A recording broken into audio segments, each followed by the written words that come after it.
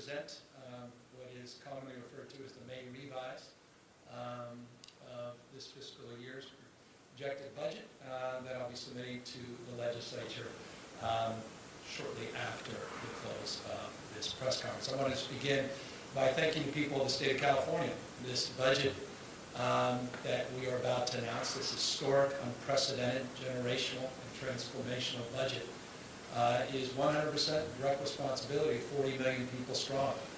That not only met the moment over the course of the last year, but met many different moments and challenges. Their remarkable resiliency, their capacity for renewal and recovery is demonstrable and is going to, I think, set this state up for not just a comeback, but an extraordinary decade, arguably century ahead.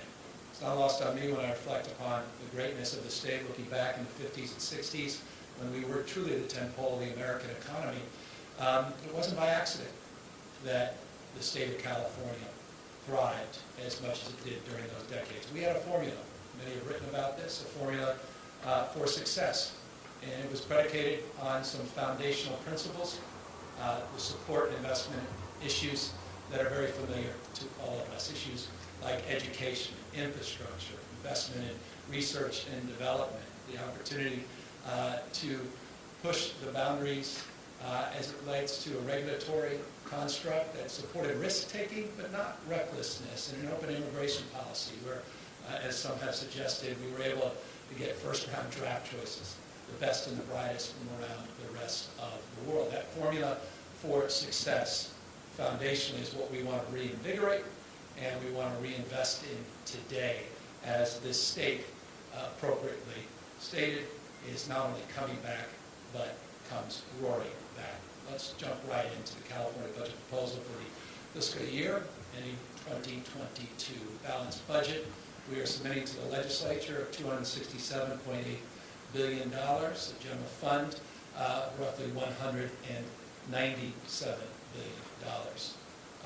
I am pleased to announce that this budget builds on a strong fiscal foundation, one that allows us to set aside even more resources for reserves, now record high reserves, $24.4 billion. You'll see referenced in slides, this slide, about $16 billion in the rainy day fund, a school stabilization reserve. This is remarkable, $4.6 billion in our school stabilization reserve. You may recall just a few years ago, there was no money, there was no reserve. In fact, some speculated we would never see reserves in that account. We're setting aside $4.6 billion in that school stabilization reserve. You'll see the operating reserve at $3.4 billion and a safety net reserve of $450 million. $24.4 billion, the highest reserves in states' history. We're doing something few other states in the nation have done. We're using general fund to pay down long-term obligations to STRS and PERS, unfunded health care pension liabilities, long-term liabilities. These retirement liabilities, we're committing $10.9 billion, close to $11 billion to pay down these liabilities, $3.4 billion in the next fiscal year, and then $7.9 billion over the budget period, that 3-year period that we'll be talking a lot about in this budget presentation. So, highest reserves in states' history, and using portions of the surplus, which I'll announce in a moment, to pay down long-term obligations, retirement liabilities, to a degree that I think few other states can lay claim. In fact, I don't think there's any other state in the nation that's committed anywhere comparable in terms of general fund support to pay down long-term debt, long-term retirement liabilities. This $100 billion comeback plan, the budget, of course, being larger, but $100 billion, bolstered by support from the taxpayers as it relates to an operating surplus, which I'll highlight in a moment, and the federal stimulus, totaling about $27 billion. That $100+ billion comeback plan is the biggest economic recovery package, period, full stop, in California history. It's predicated and foundationally on a number of key areas. Those by no stretch of the imagination, the totality of the investments, or even the presentation that I'll offer today, but it's built on themes that we've been highlighting all year, notably all week. focus on immediate relief for people that have been most impacted by COVID-19 and this pandemic, issues that predated this pandemic, pre-existing conditions in the state of California, housing costs, affordability, and issues of homelessness, transforming, not paving over the old cow path, a vernacular it's often used, but transforming our public education system. More on that in a moment. Investments, historic investments in small businesses, workforce development, economic development, job creation, and of course issues very sensitive to all Californians, issues related to wildfires, drought, and so much underlying challenges the state, this nation, the world we're living in face around the issue of climate change. Let's talk about the immediate relief package. Close to $12 billion, the largest state tax rebate in American history. No state, including this state, has ever rebated more direct dollars back into the pockets of taxpayers, earning up to $75,000. 2 out of every 3 Californians will receive at least a check of $600 once they file their taxes. This is a good inducement and incentive to file your taxes on Monday. You get a direct stimulus check directly back if you're in that income bracket. Roughly 2 out of 3 Californians are. 78% of all tax filers, close to 80% of tax filers, will be eligible for that direct relief. Families with dependents will receive an additional $500, just one time, not per child, $500 check, and I-10 filers, regardless of their immigration status, will receive an additional $500 as well, for one reason. It's the right thing to do when the federal government was not able to provide those supports. The state of California will step in to do what we can.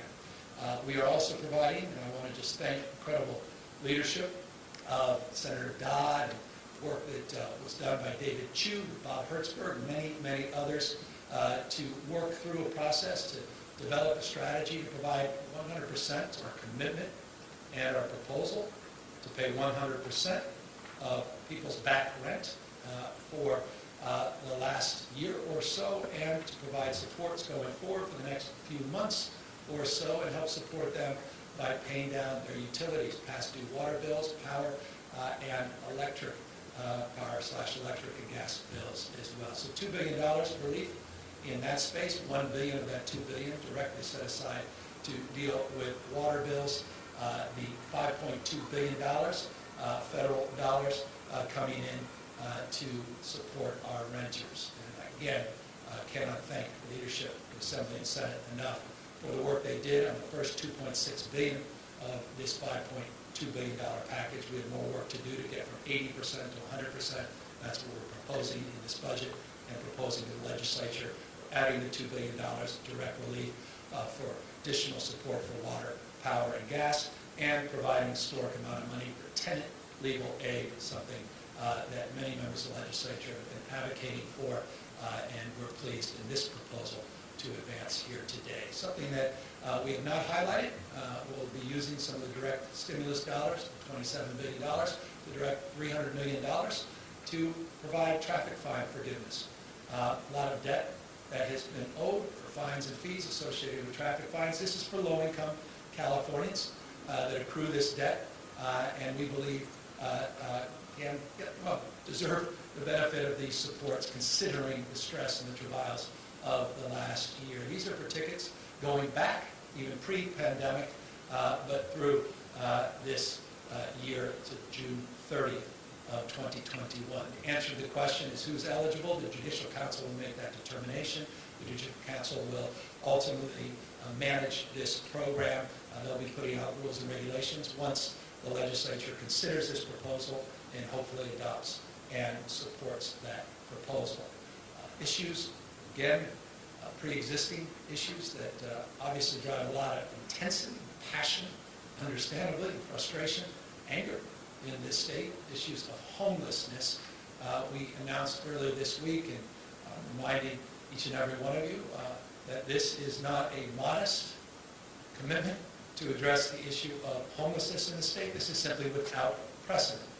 Put it in perspective, this is a 2-year commitment. Last year, we had an historic budget investment of about $1.3 billion. You can see a multiple of that over the next 2 fiscal years that we're proposing to get 65,000 people off the streets and placed into support. That's significant.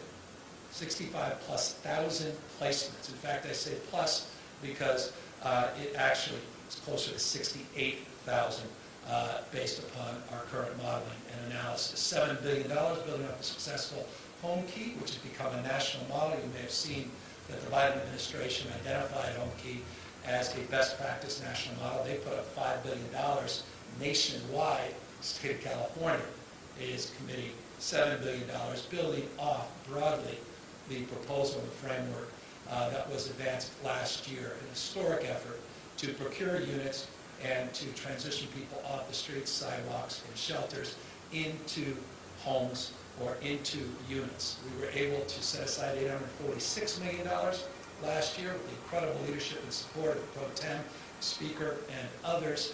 That allowed us to procure 6,000 housing units in 6 months. 6,000 housing units in 6 months in escrow, people in units. We want to build on that program, $846 million last year.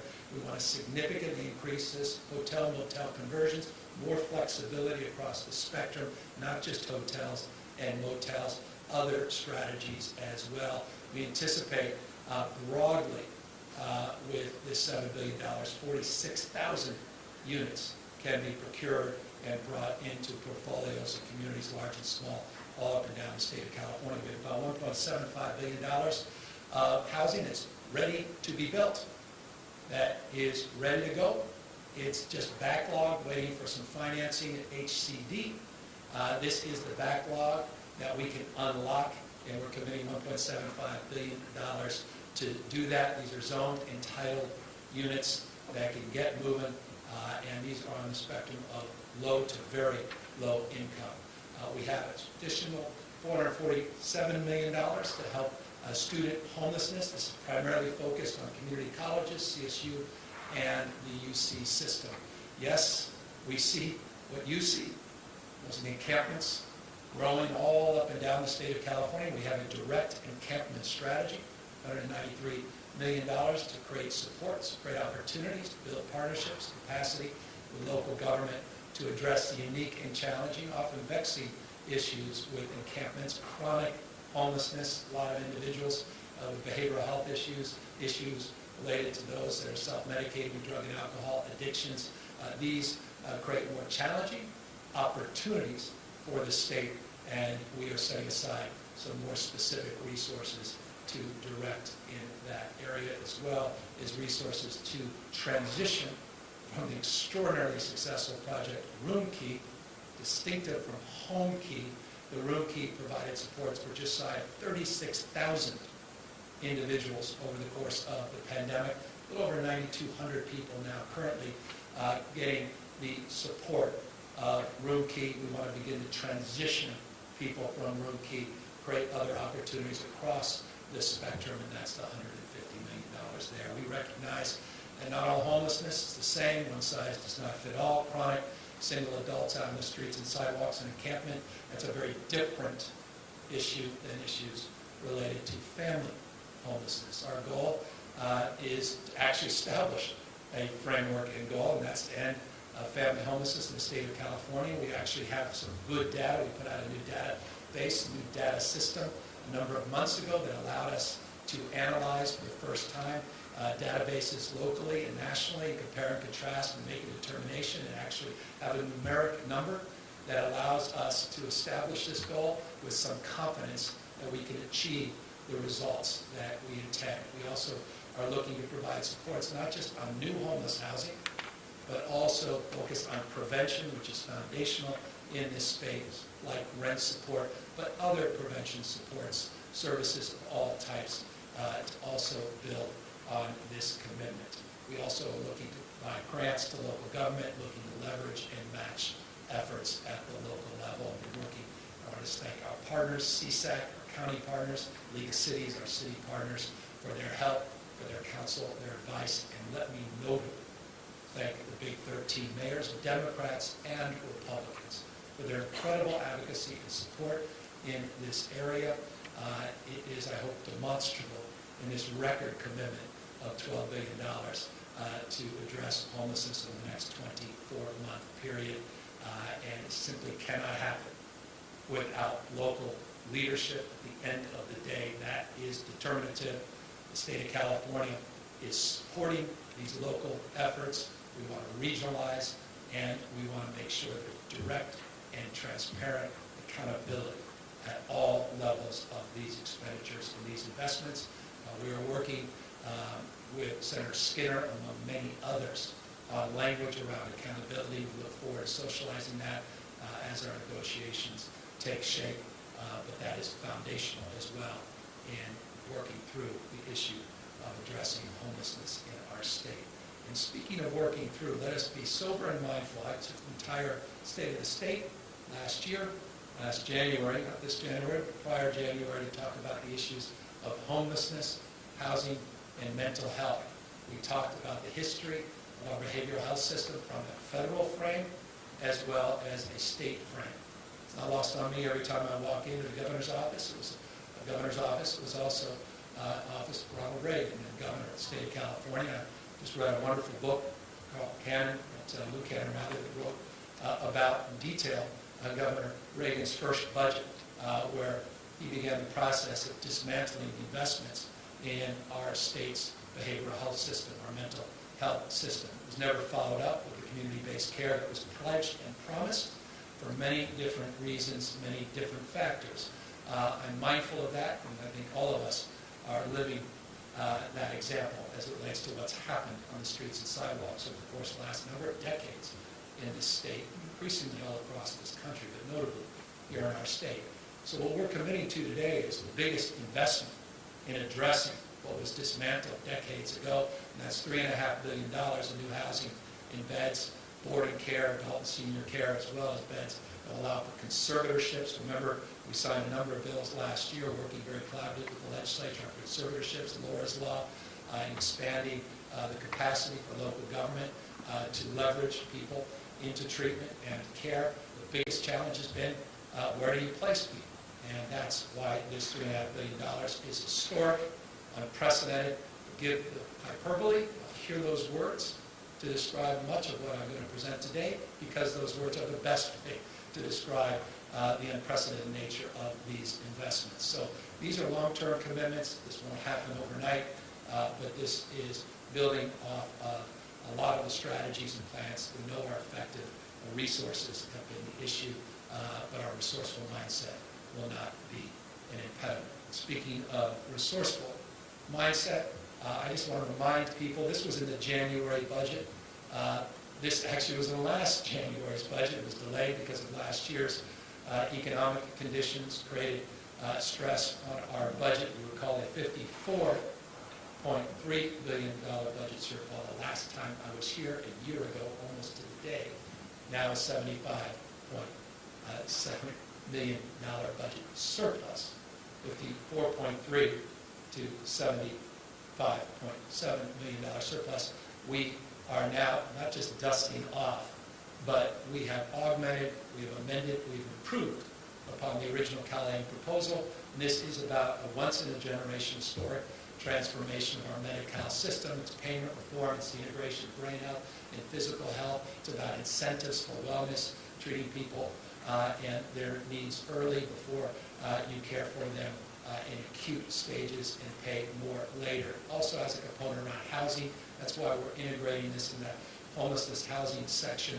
But this is truly an exciting and enlivening transformation. I want to thank Secretary Galley for his incredible leadership in the space. He's worked on this for years, and we're finally poised to do something big in this Medi-cal space. By the way, we're also going out on the re-procurement with our managed care plans. This is all lining up in a historic way to do something big and bold for 1/3 of Californians that currently are on Medi-cal in the state of California. I highlighted this additional investment, which again is transformative. And I highlighted this in relationship to our school budget earlier this week for a reason, that the school system will be integral in advancing this transformation of our mental health care system for youth, 0 to 25. I want to highlight it again in the context more broadly of our behavioral health investments and give it, once again, its due. $4 billion investment over the next number of years to make sure that we're screening every child 0 to 25. We're diagnosing every child 0 to 25, and we're providing treatment to everybody 0 to 25. I was communicating with now Mayor Darrell Steinberg, one of the great champions of the behavioral health. These are investments we've long dreamed of. He's long dreamed of. And here we are, this extraordinary moment in California history where we can make the investments to provide all of the services that we need to provide our youth, particularly those that have suffered through tremendous trauma, anxiety, depression over the course of the last year as it relates to working through so many of the conditions we've had to face through this pandemic-induced recession and all the rules and regulations and restrictions and challenges around isolation and loneliness and the like. We're also putting together a platform, one virtual platform to integrate all of this system, a portal. This is also a critical component of this reform. Again, I cannot be more enthusiastic about making this announcement today and more enthusiastic about what it will mean to millions and millions of children and their future if indeed we succeed in implementing as we are promoting. Another big thing we need to implement, we can't just promote, is to clean this damn state up. And forgive my language. The state's too damn dirty. You drive up the streets, corridors, or rather the freeways, and exits, entrances, commercial corridors, downtowns, all up and down the state of California. You look at those Caltrans overpasses, you see mattresses, and you see all kinds of things that have been dumped there illegally. We've seen a huge increase in the amount of illegal dumping over the course of the last year.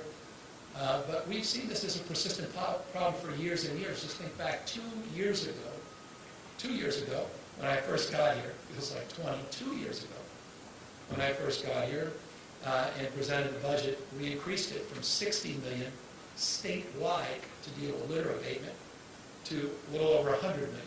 That's it. We thought that was significant. It was an increase. This is altogether a different order of magnitude. $1.5 billion over the next 3 years, specifically to look not only to clean up and address the issue of litter along our highways, downtowns, and commercial corridors, but also to beautify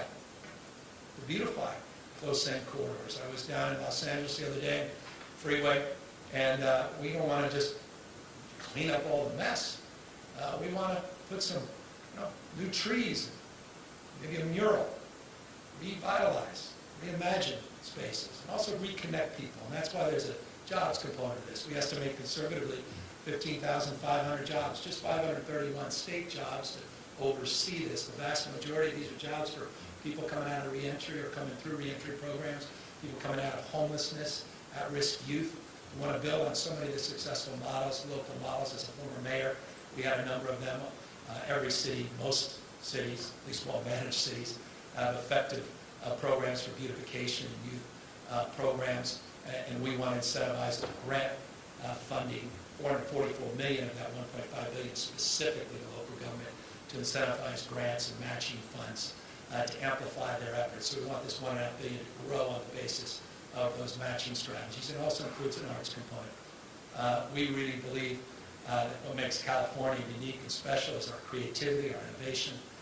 We have so many extraordinary artists that have struggled with the last year in particular, and we want to bring that arts back into the public sphere, back into public space, and that's a big part of this proposal as well. And so that's the broad strokes on homelessness, and there's a lot of detail, a lot of backup in that space, and we look forward to talking in more detail and specificity with the legislature. I want to thank Scott Wiener for all his advocacy and support, Phil Ting for his advocacy and support. I continue, Senator Rivas, so many others, talking about the issues of homelessness and housing that have been instrumental in helping us develop and define the parameters of that proposal. On the issue of housing, this $1.75 billion is not the totality of our housing budget. You noted that 1.75 that was specific to low-income housing that I put in the homeless.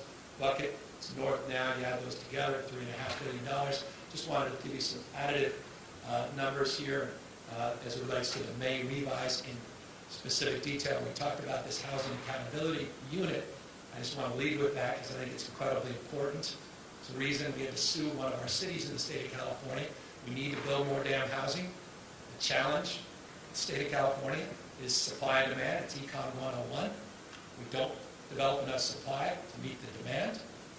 And as a consequence, we see prices continue to rise. There's also issues of time value of money, issues of delay, unnecessary delay and abuse, again, of the process and system. And so we have an accountability unit that we think is essential in advancing those efforts and working with local government and technical assistance to move things along. Because at the end of the day, as a former mayor, I understand this intimately.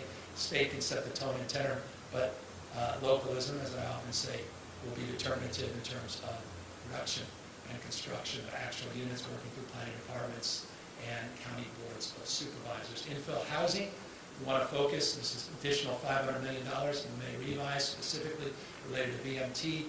We unpack that, simple way of saying this, we want to incentivize housing around transit corridors, density bonuses, and investments around transit housing corridors, looking at jobs, housing mix, real quality of life benefits, consistent with many of the pre-existing strategies that have predated my tenure here as governor that have been advanced. We want to also preserve affordable housing. There's about $300 million of this budget is around preserving affordable housing that's about to lose its covenants, these 30-plus year covenants that are due to expire. That affordable covenant expires, and they can convert to market rate housing. We want to buy a lot of that back.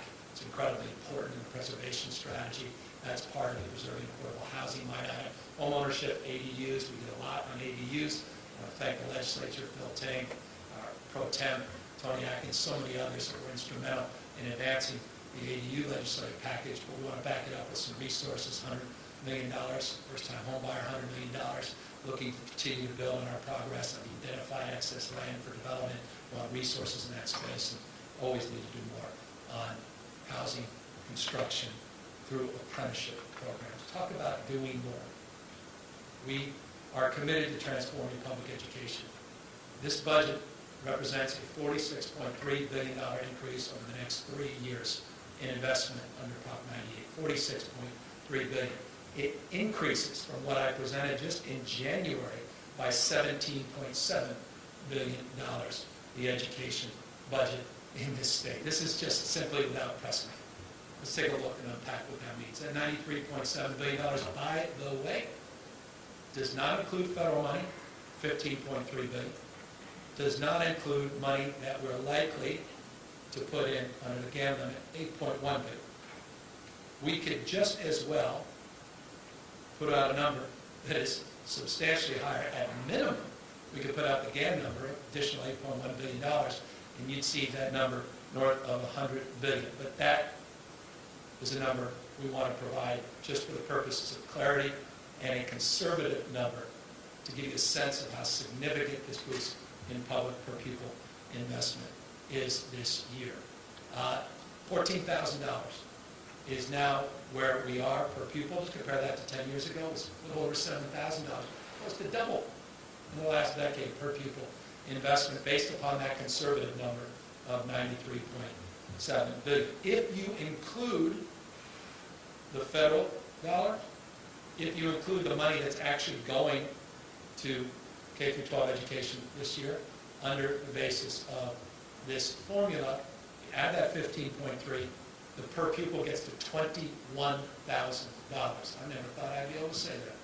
We've long talked about reaching that 20,000 per pupil threshold. But that, again, is that one-time investment coming from the federal government. Purposes of this slide, this presentation, you'll hear from finance. You can go through the details with Keely and her team, and I'll brag on them at the end of this presentation. But for the purposes of just providing some clarity and conservative conviction of these numbers and backing them up, $14,000 per pupil. We are providing a 5.07% cost of living adjustment. That's base. Suburban districts should be pleased to hear this, not just others. We are paying down $12.9 billion in deferrals.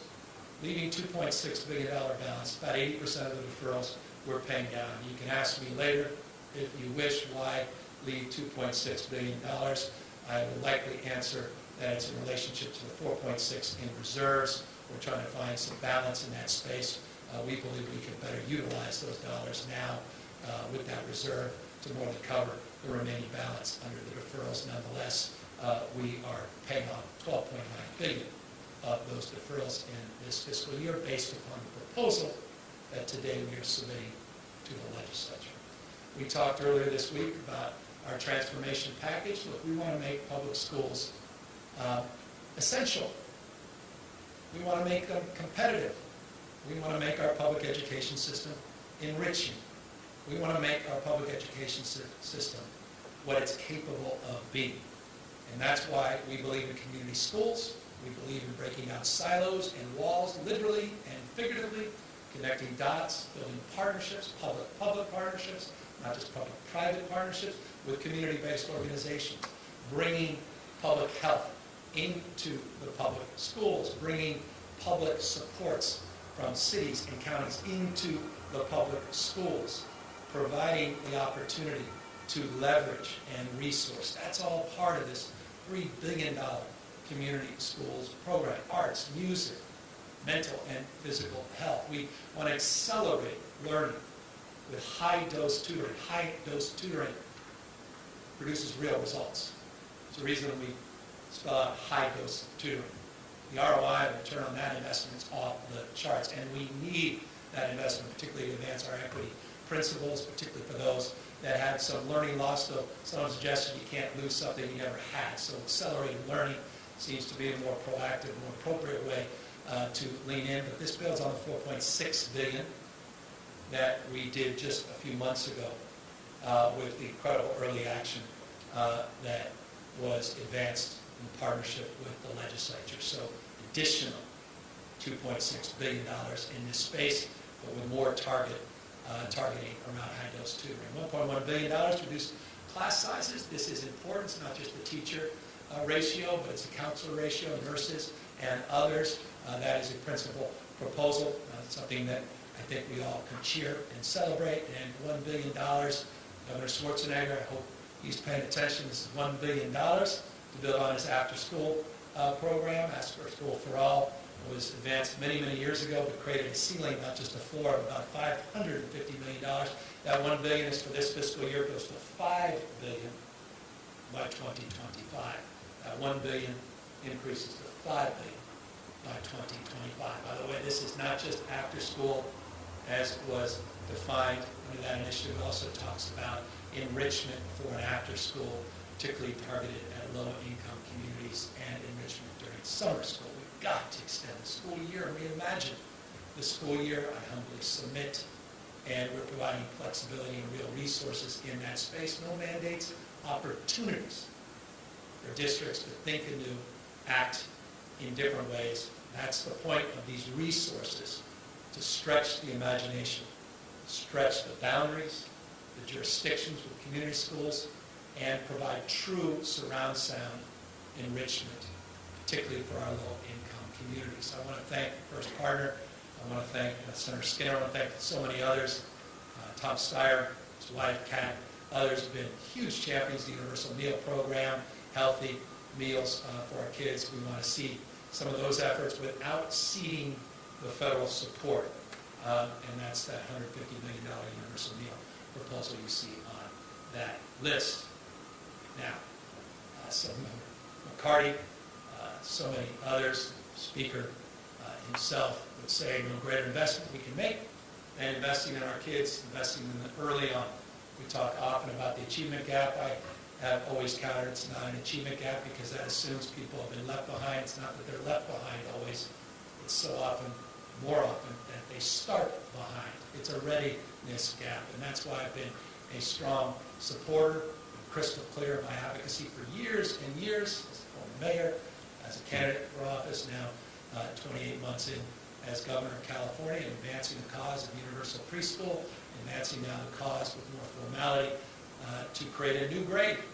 We are creating a new grade in the state of California, TK, universally, regardless of your income, You will be provided that opportunity. It will be fully implemented over the next number of years. You see the numbers, $900 million this fiscal year, up to $2.7 billion, 2024, 2025. You can see the numbers of individuals that will benefit from this. By the way, the benefit of TK is an additional 3 hours of instruction, not just high-quality support. This is extraordinary. I personally just, this enlivens me because I was hoping to get this done as governor over the course of the full term.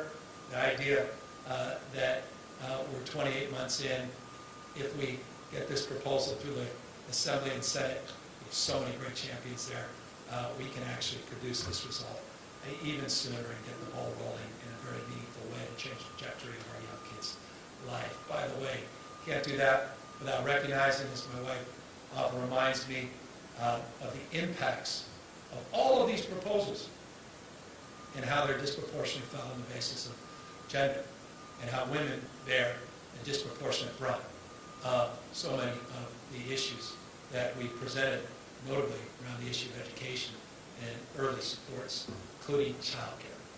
And I just want to thank the Women's Caucus, Chair Garcia, others who are strong, laser-focused advocates for more childcare slots. I hope they'll be pleased with this significant investment that will provide upwards of 100,000 new childcare slots. And by the way, we're front-loading this, using about $4 billion of federal money, also using general fund money, and we are hoping to make those investments, again, on the front end, not just on the back end. So we mean business as it relates to those 100,000 new slots. And so I just included in this frame because these two certainly are connected. And I'll tell you what is connected. That's the opportunity to do something historic and transformational, something that I had the privilege of doing in a modest way as mayor of San Francisco, and it's made a huge, profound difference on the lives of those that benefited. There was a wonderful study that came out of Oklahoma, a credible story in the New York Times, about the efficacy of child savings accounts, because they stretch people's minds. And we always say, once a mind is stretched, it never goes back to its original form. The idea that a young child whose parents don't even have access to a checking or savings account will have their own child savings account in their name stretches a mind in terms of what's possible, stretches the minds of the family members for what's possible. And we know the evidence is overwhelming, and that's why I encourage you to take a look at this New York Times piece that analyzed the evidence and the research of the efficacy of these accounts. It's not, we're not asserting a principle or paradigm, but we know that there's little, few $100 that a child is 7 times more likely to consider and go to college. Just with a few $100 seated in an account, we want to see $500 in accounts of 3.7 million Californians. This is unprecedented in U.S. history. This is an opportunity to address generational poverty. This is an opportunity to stretch a college-going mind, but also opportunity to look at trade school and entrepreneurial spirit, which is also part of this proposal, because we recognize there are many pathways for our children, but we want to provide opportunities once you graduate. And we want people to graduate, and that's also part of this initiative. We also want our young people to understand dollars and common sense.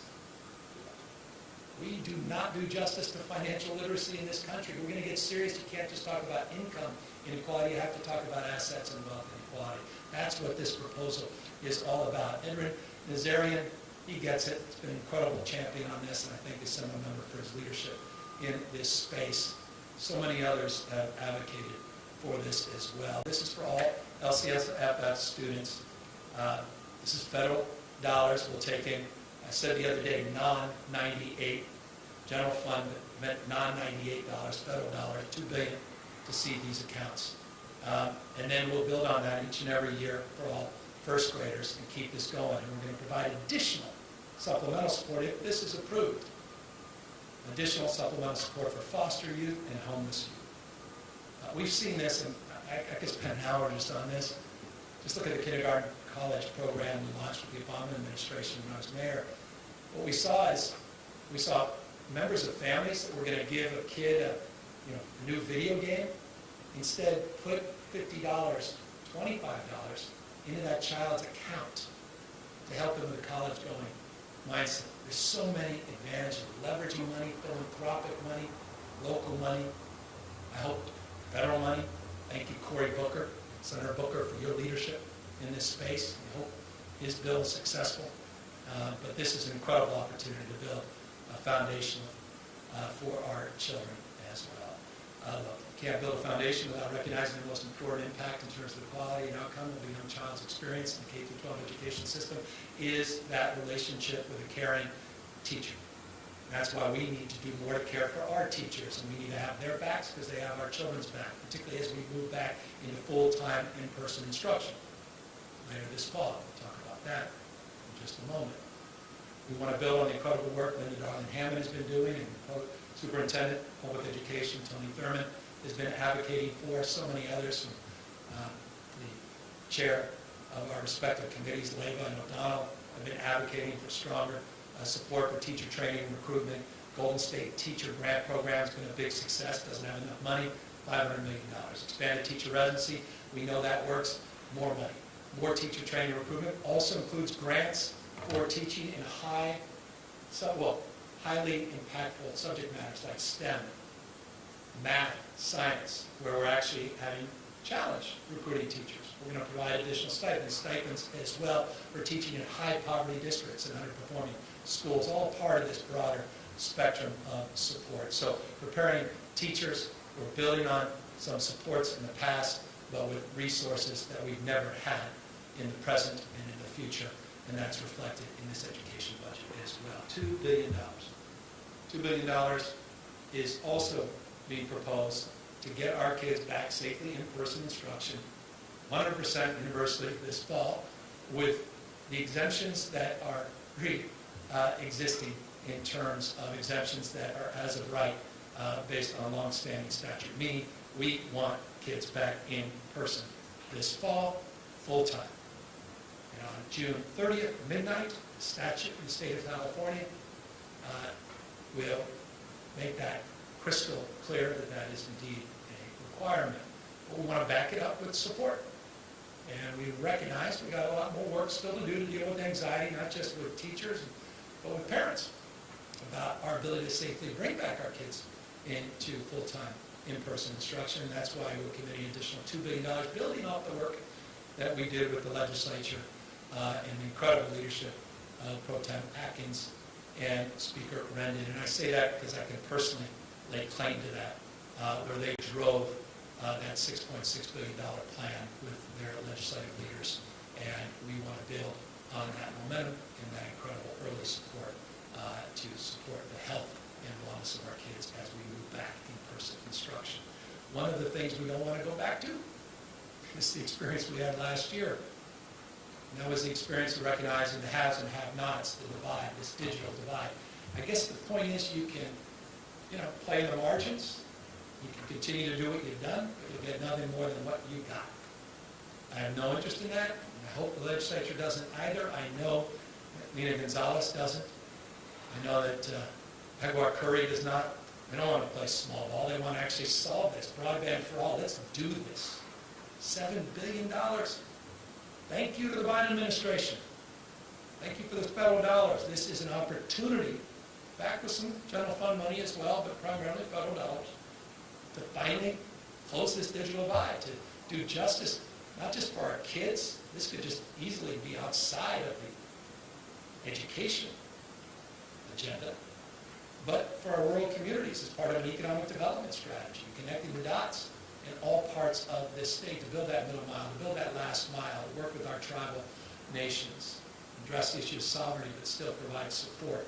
We can make this happen, and we're putting a significant amount of money to advance that cause. Let's get this done once and for all so that no future administration is talking about the scourge of the digital divide, and we don't have to go back to the old ways of thinking and doing. This is what the federal stimulus, from my perspective, was all about: catalytic investments to make generational change. This is one of those investments that will pay dividends for generations. Economic opportunities, address the issue of equity.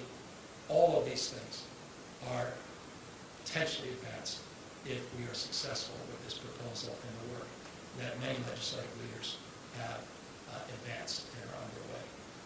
That said, we also believe that you should not end your your learning by 12th grade. We want to extend that beyond, and that's why we are looking to make, again, forgive me, historic investments into higher education. We're looking at investments to drive down the cost of attendance. I'll get to that in a moment. Move beyond tuition, which again is the modest cost of attendance, particularly in California, but this is so much better than most states. We want to cut the cost of student housing in particular. We want to deal with the racket respectfully. I say this, I said it last year, I'll say it again, it hasn't changed. The racket that is the textbook industry, that is abusive to common sense and mindset, to the usury nature of the costs associated with textbooks that make no sense whatsoever, except to those that are the beneficiary of huge rewards on the backs of our children, many of them. But we also recognize we need to do more in terms of goal setting, and that's why we're creating a new 70% attainment goal by 2030 for all 25 to 64-year-olds in the state of California. We are setting an attainment goal, 70% with their bachelor degrees or AAs, 30% AA, 40% BAs, and that's the attainment goal. We're working with our systems of higher education on a 21st Century Compact.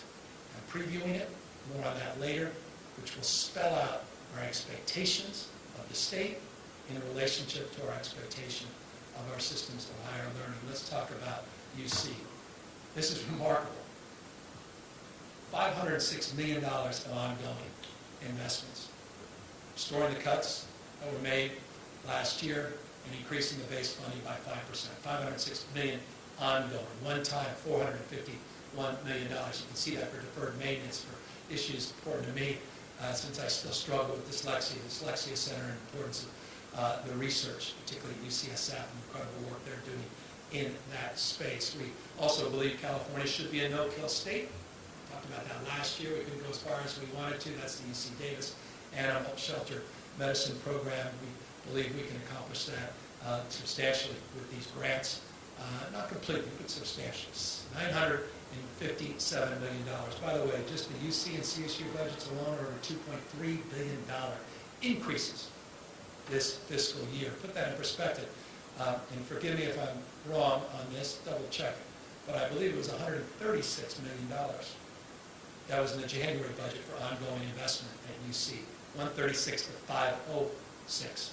And of course, these one-time investments are substantially greater, and this does not include the federal money that UC will get, which is about $865 million of additional support from the Biden administration. As it relates to the CSU, $1.4 billion, $596 million, compare that to $200 million in the January budget, $200 now to $596, January to May. You see the $833 million of one-time investments, including creating a new Cal Poly.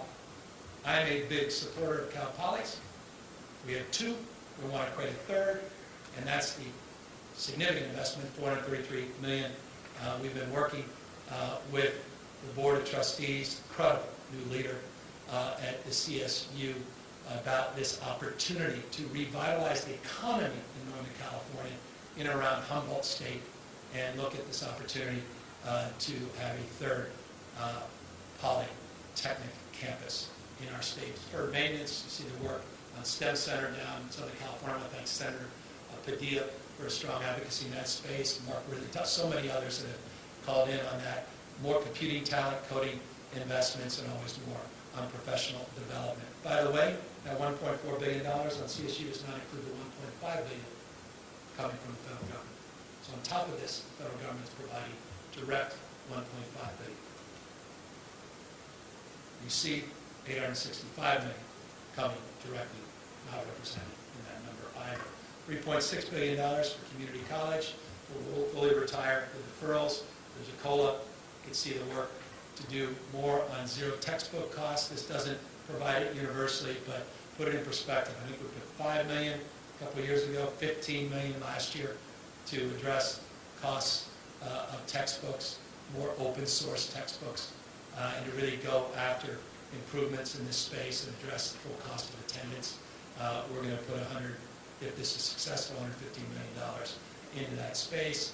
You can see the work on dual enrollment, ESL, housing, basic needs, and more on that in a moment. By the way, let me just go back. One of the most significant things that we are doing as it relates to our higher education system is we're committing $4 billion for student housing. That's in addition to what we've just presented. $4 billion of additional resources to address student housing.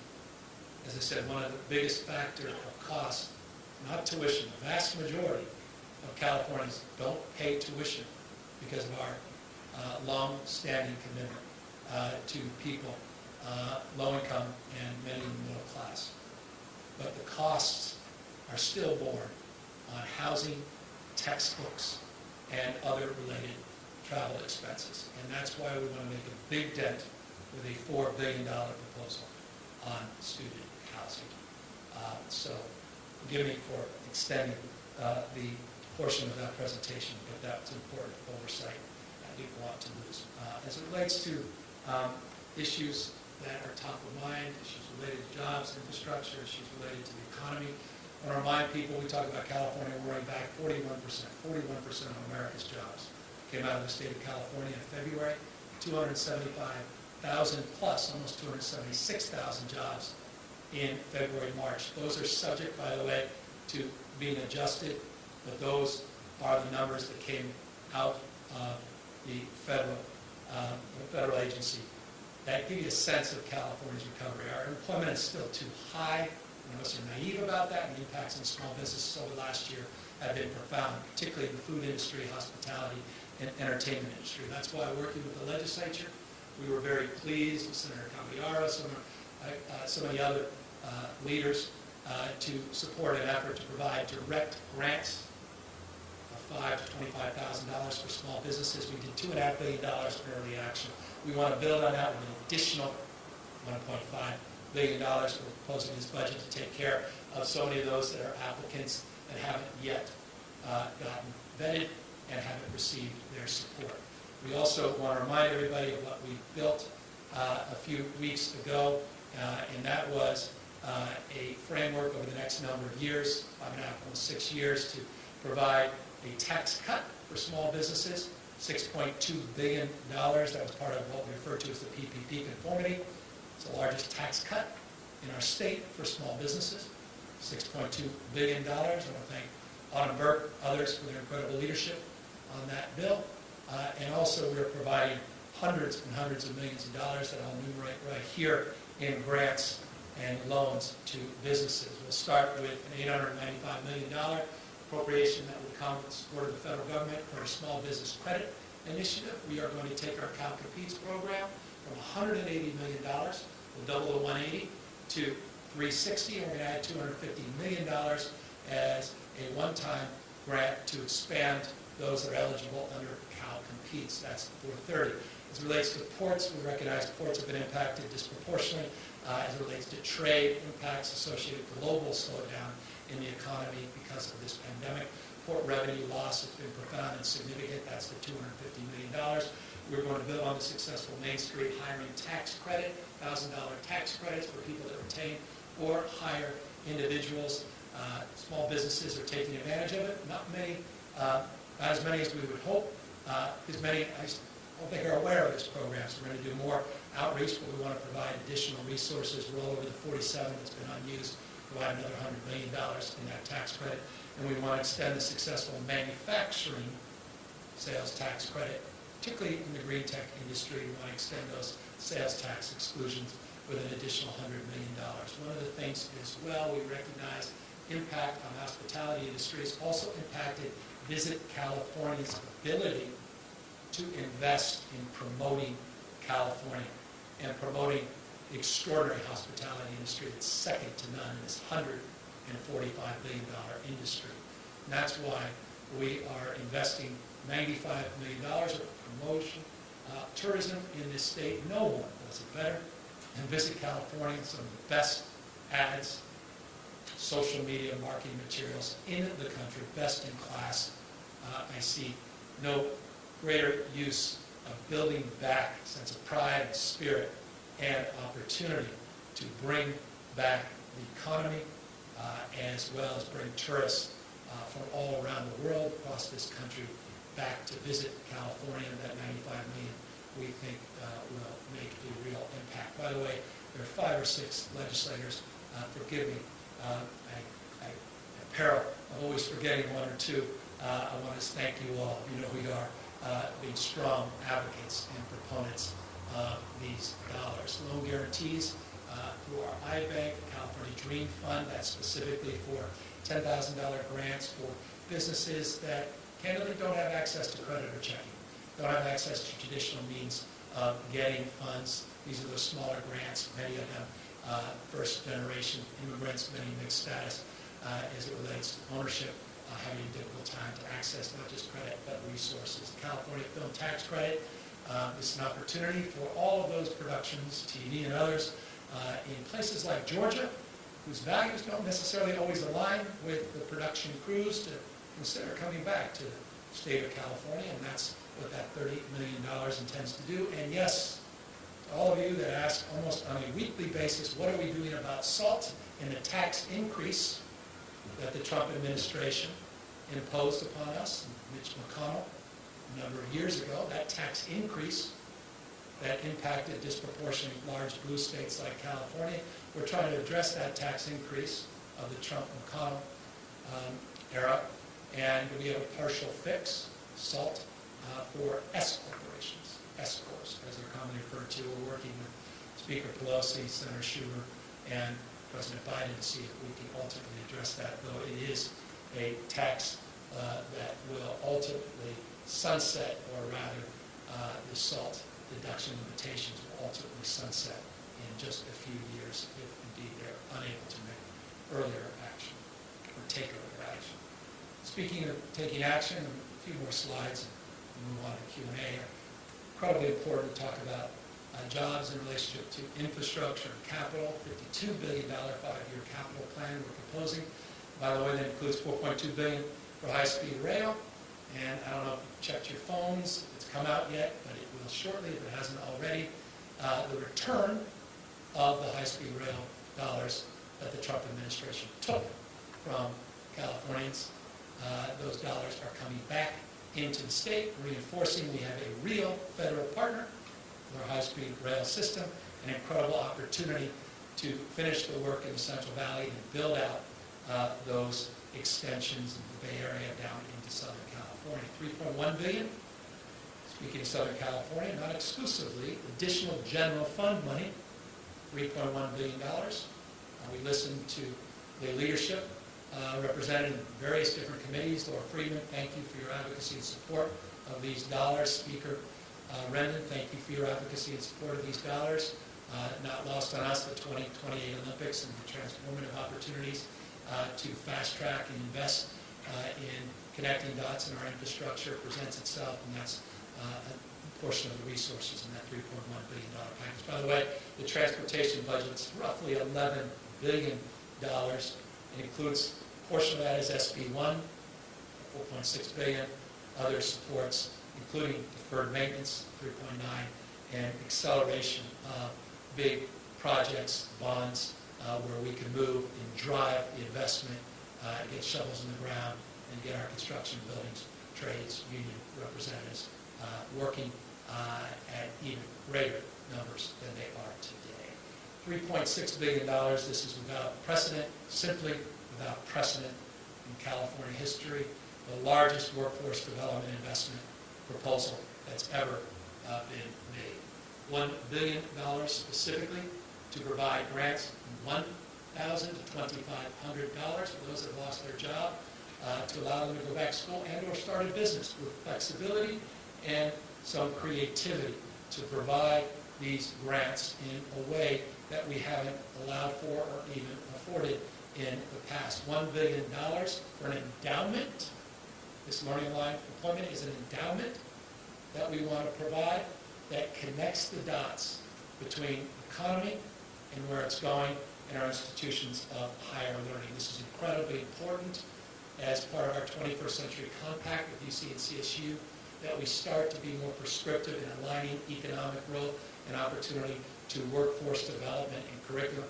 And that's what this $1 billion endowment proposes to do, work-study programs and apprenticeship programs that align and advance that cause. Here's something that's also important to me, and I hope a cause that unites all of us, and that's transitioning to a carbon-neutral economy.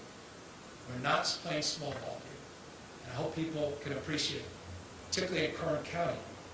I hope folks in Kern County can appreciate it, because Kern County will be the disproportionate beneficiary of $750 million transitioning to carbon neutrality. We are transitioning from the old ways of energy production and exploration to the opportunities that present themselves anew.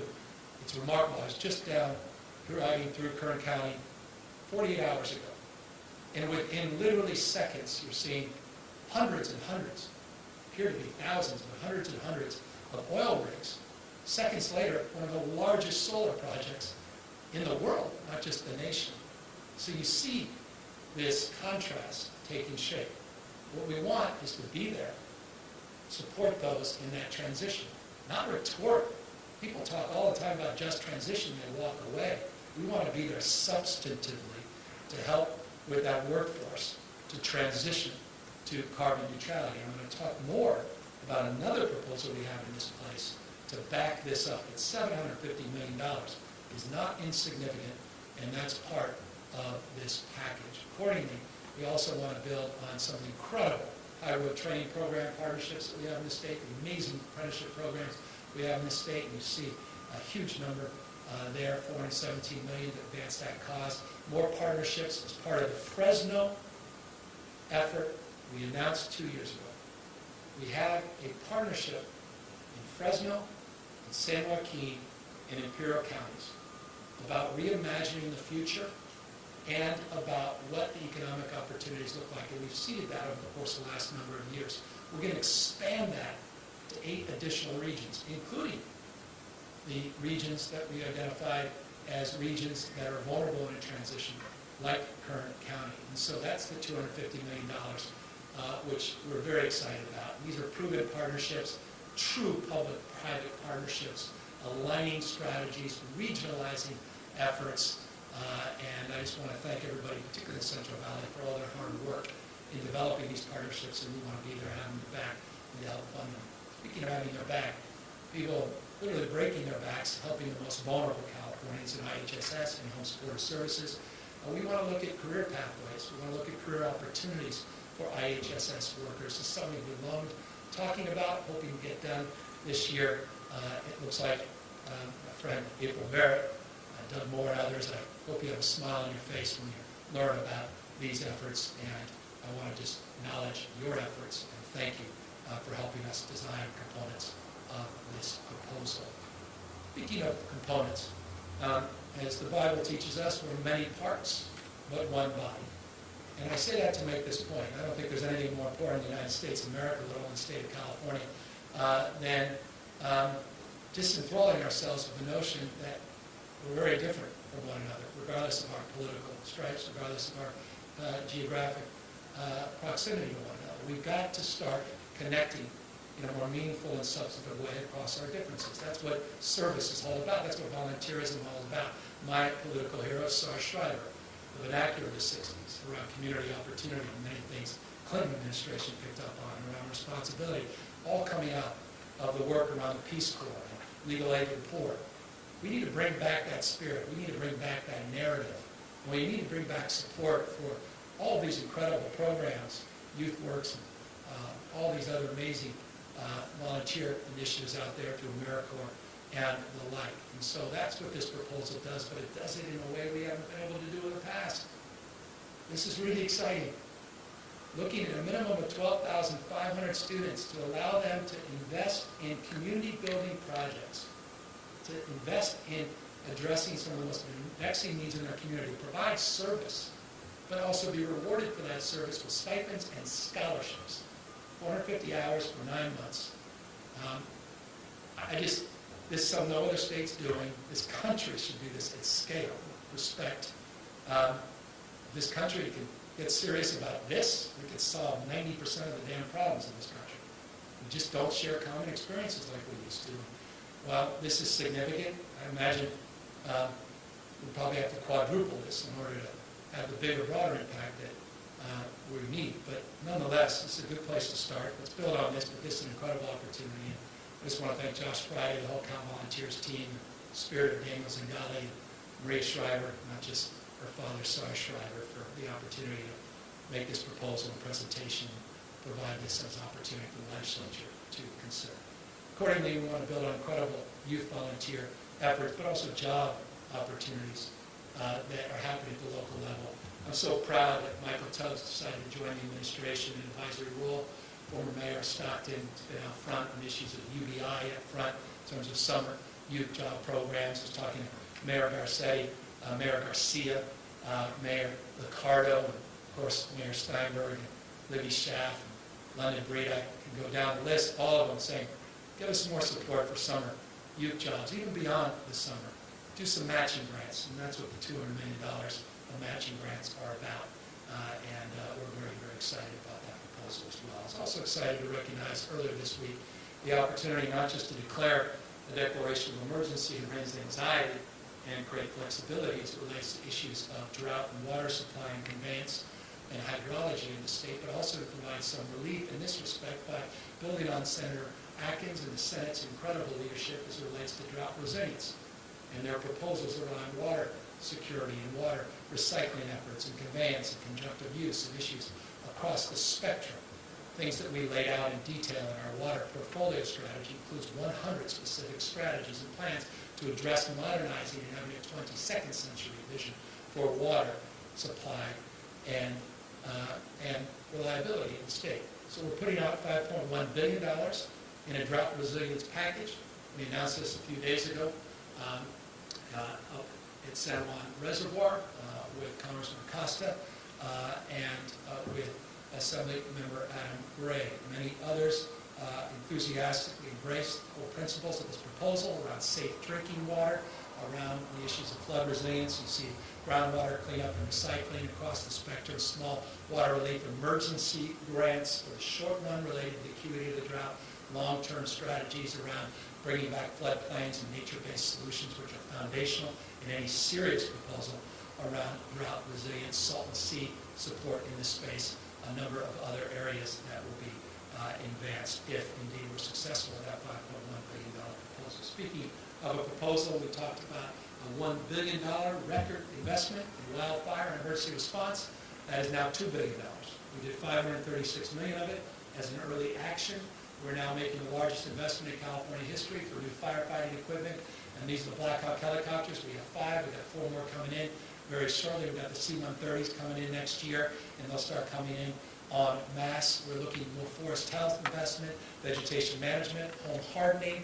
But the biggest increase, if you ask what's the difference between this proposal in January and the proposal we're making here today, it's a lot more investment into grants for community emergency response and resilience, more grants and supports for all hazards frame, not just wildfires, but emergency response, broadly defined.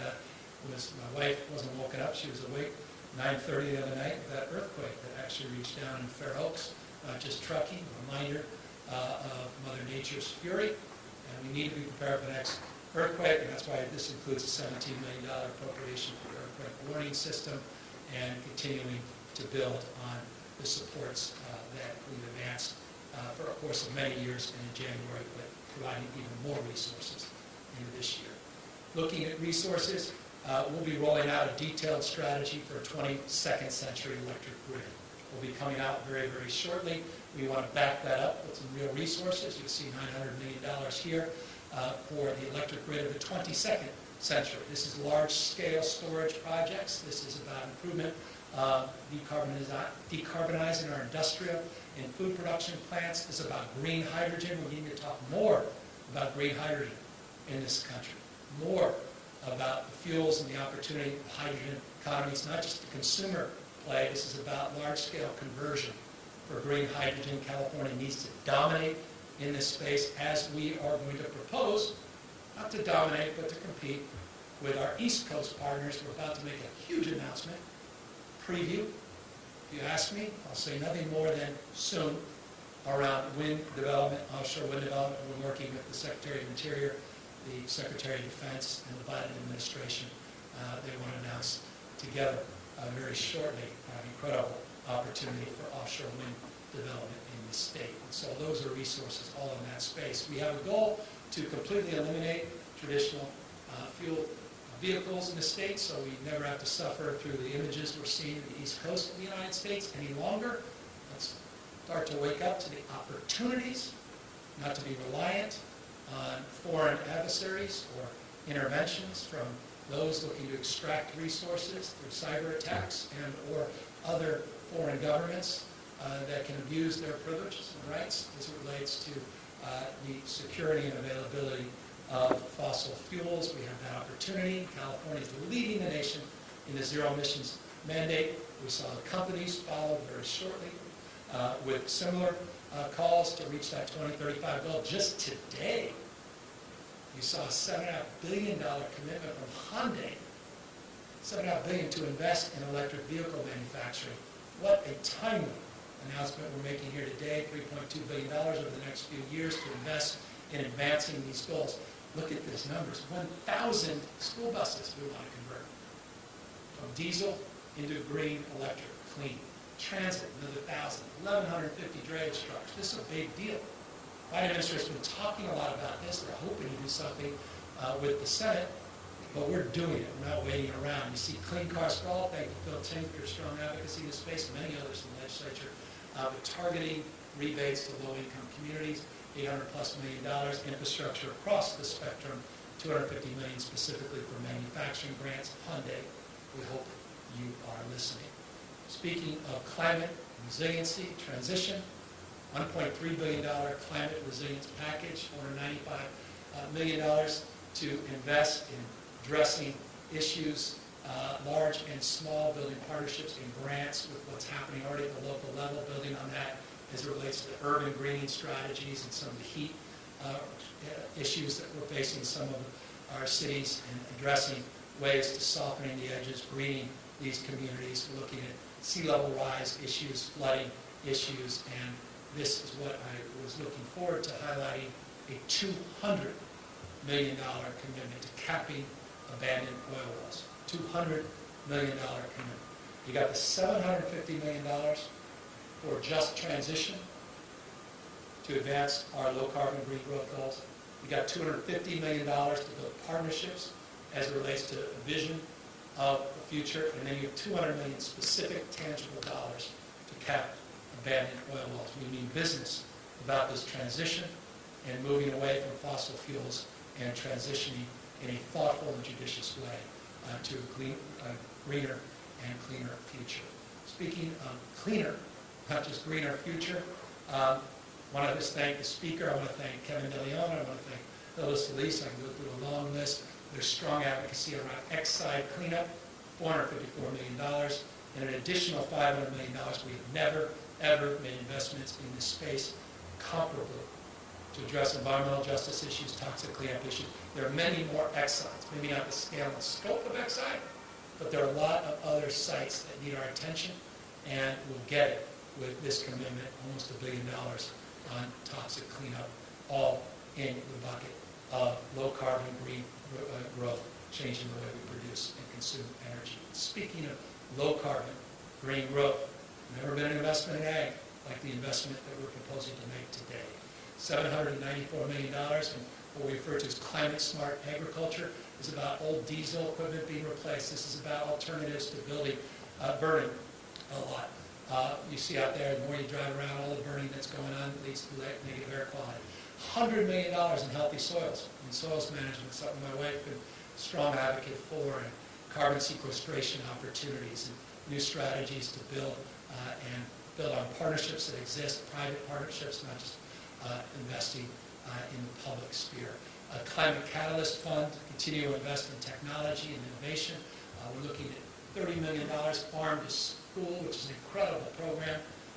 Forgive me again, Jen, something else you've been a very strong advocate for high quality produce, getting our kids fed, but doing it in a way where it advances their health and their educational outcomes. Again, Kat, tell you thank you for your work in that space as well. Our incredible secretary, who's doing a remarkable job, Karen Ross.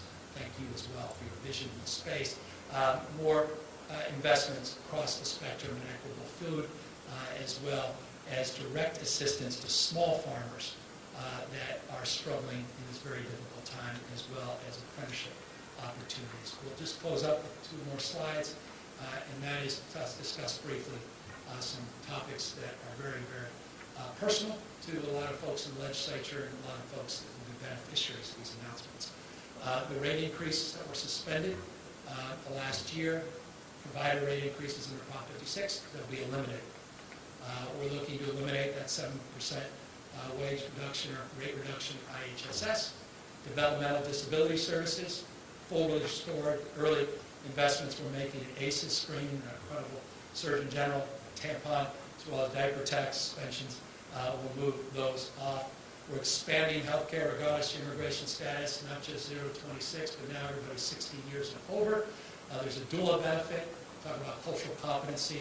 That's now going to be part of the Medi-cal expansion as well, postpartum, extending that for a year.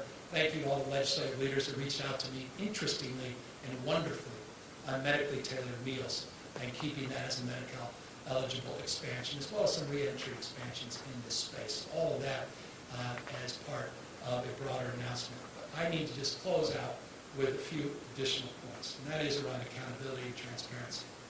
This unprecedented opportunity to invest over $100 billion in this remarkable comeback California. We need to be more accountable to every dollar that is spent and invested. We need to be more accountable to every federal dollar that's come in. And we're building out a new unit. It's an accountability unit to make sure we're drawing down our resources, grants, that also includes federal dollars related to disaster recovery, to make sure that we're utilizing and expressing ourselves, utilizing our talents and expressing ourselves so that we're getting reimbursed at the highest levels through FEMA and the federal government. So we've never done this at this scale. It's been a workload issue. We want to build out a brand new accountability unit in the state. I'm going to talk about government efficiency right here. We still want to do this. We want to consolidate with new work styles, new arrangements, new strategies for consolidating leased spaces, looking at office spaces anew and differently. We can become more efficient. We have a minimum expenditure reduction of 5%. We're going to make that happen. That's going to be permanent. It's part of an announcement last year. We're not lifting that. We want to make that permanent. We want to build off that announcement into the future. And then on digital transformation. DMV, we're going to put some real money into preparing for the RE-ID program, $133+ million for technology improvements, efficiencies across the spectrum. It's good to note that 97% of all of the DMV transactions are now digital. DMV has to reimagine itself in the digital age. We need to do those digital driver's licenses. We want to make real investments in that space. And yes, EVD. We want to address issues there. We've put millions and millions of dollars in triaging. We want to reimagine benefits management system, benefits broadly, by the way, not just EDD. We want to look beyond just EDD, the antiquated IT systems we inherited 28 months ago. By the way, we is the collective we, states large and small. I've talked to governors without exception struggling with these same issues that California is struggling with. We just don't want to continue down that path. So we're making investments to improve verifications, address the backlog. We've made great progress in the 1.6 million folks that are backlogged, 35% increase just in reduction of wait times in the last month. It's still vexing, still challenging. And then we want to reimagine the IT upgrade, and there's dollars in here that will do that, including dollars to address language access. On issues of innovation across the spectrum, this is the .gov space. We're also looking at Office of Digital Innovation and the Department of Technology by providing grant funds to do more than they've done in the past. And just briefly, we talked about the closure of 2 prisons. I just want to remind people that we are closing 2 prisons in the state, one on September of this year, 2021, one in June of 2022, DBI and CCC respectively. We're going to be reimagining the Department of Juvenile Justice with a new office, I thank all the legislative leaders for their support in that space. We'll completely transform Valley State Prison, completely reimagine it into a campus-like environment. We're going to put rehabilitation back in to the R at CDCR. And we're going to do something big and bold. And we'll just leave it at that and get into details another time as it relates to the transformation of that state prison. We also are going to expand Friday visitations. We don't think it. Data bears out. Stress, strain, families with the modification of visitations because of COVID-19 put a lot of pressure on families, but also pressure on our reentry programs because we know the outcomes are muted on the basis of lack of engagement with family members. These visitations can reduce recidivism and have a strong impact and outcome as it relates to reentry. We have new surveillance systems with the spectrum in the institutions more properly. And we're also going to address some of the backlogs of the department, or rather the Board of Parole hearing. Just briefly, pretrial release, we will ask $210 million this year. CalVIP for small grants to address the issue of violence. Thank you, Bumpy Wicks. Thank you to all the legislative leaders, Skinner and others that reached out on this. $200 million. I think this will be well received to address some of these issues related to crime prevention up and down this state. And of course, we're looking to use technology in a more proactive way as it relates to rehabilitation in this state. Of course, we close always by reminding everybody that this state's greatest pride is its diversity, majority minority state. We are a universal state. We believe in pluralism. We are a state that doesn't tolerate diversity, it celebrates diversity. And we think we need to do more to immigrate, to help support immigrants, integrate into this state. We're doing that in terms of healthcare, we're doing that in terms of pandemic supports, we're doing that in terms of financial supports. We're also doing that to address issues around naturalization for DACA and helping address some of the fees associated with that. We're going to do that with wraparound legal services for our immigrants. We're going to do that for community college ESL classes, which is really important. And that was something that came out of our economic task force, and I want to thank the leaders for that recommendation. And then, yes, we're not going to be passive and responsive. We want to be proactive on border efforts, supporting the Biden administration, not a closed fist, not trying to get headlines, trying to work collaboratively with the Biden administration to address legal and illegal crossings and do so in a compassionate, thoughtful, and judicious way, and that's represented in that $105 million here as well. So that's the Roarback Plan. That's an unprecedented commitment to the people of California, brought to you by the people of California. And I'll close as I ended, or end as I close, or end as I began, as it were, by just thanking California. Thank you for everything you had to persevere through. Thank you for your incredible support. Thank you for your work. Thank you for your resiliency, your grit, your determination. Thank you for believing not only in yourselves, but each other. And thank you for the privilege of being able to make this investment today in your future. This is a generational budget. This is an historic, transformational budget. This is not a budget that plays small ball. We're not playing in the margins. We're not trying to fail more efficiently. We're trying to do things this state has talked about but never been able to accomplish because we never had the resources to do it. We want to do it in a way that's mindful that this moment shall pass. These historic budget revenues and operating surpluses are not the new norm. We're not naive about that. And that's why we want to batten down the hatch and pay down pension obligations, pay down debt, and continue our prudent fiscal practices by building up our reserves and our resiliency across the spectrum. Use one-time money for one-time purposes, appropriately balanced, not just for today, but over the course of the next number of years. Invest in our growth engines, invest in our men and women, the small businesses that are really the backbone of our economic recovery, and make sure we're there for the most vulnerable and those that have been impacted by this pandemic. And that's low-income individuals and those disproportionately represented in the Latino and African-American communities. I'm proud of this budget. I'm proud of our team, Keely Vassar, Ana Montesantos, and their incredible leadership and stewardship.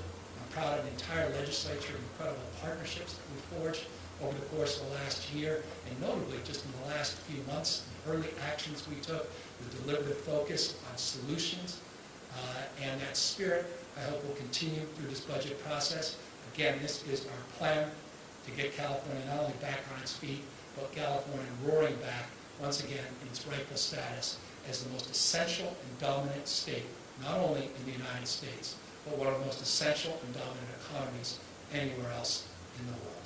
And with that, happy now to take any questions. Governor, thanks for taking our questions.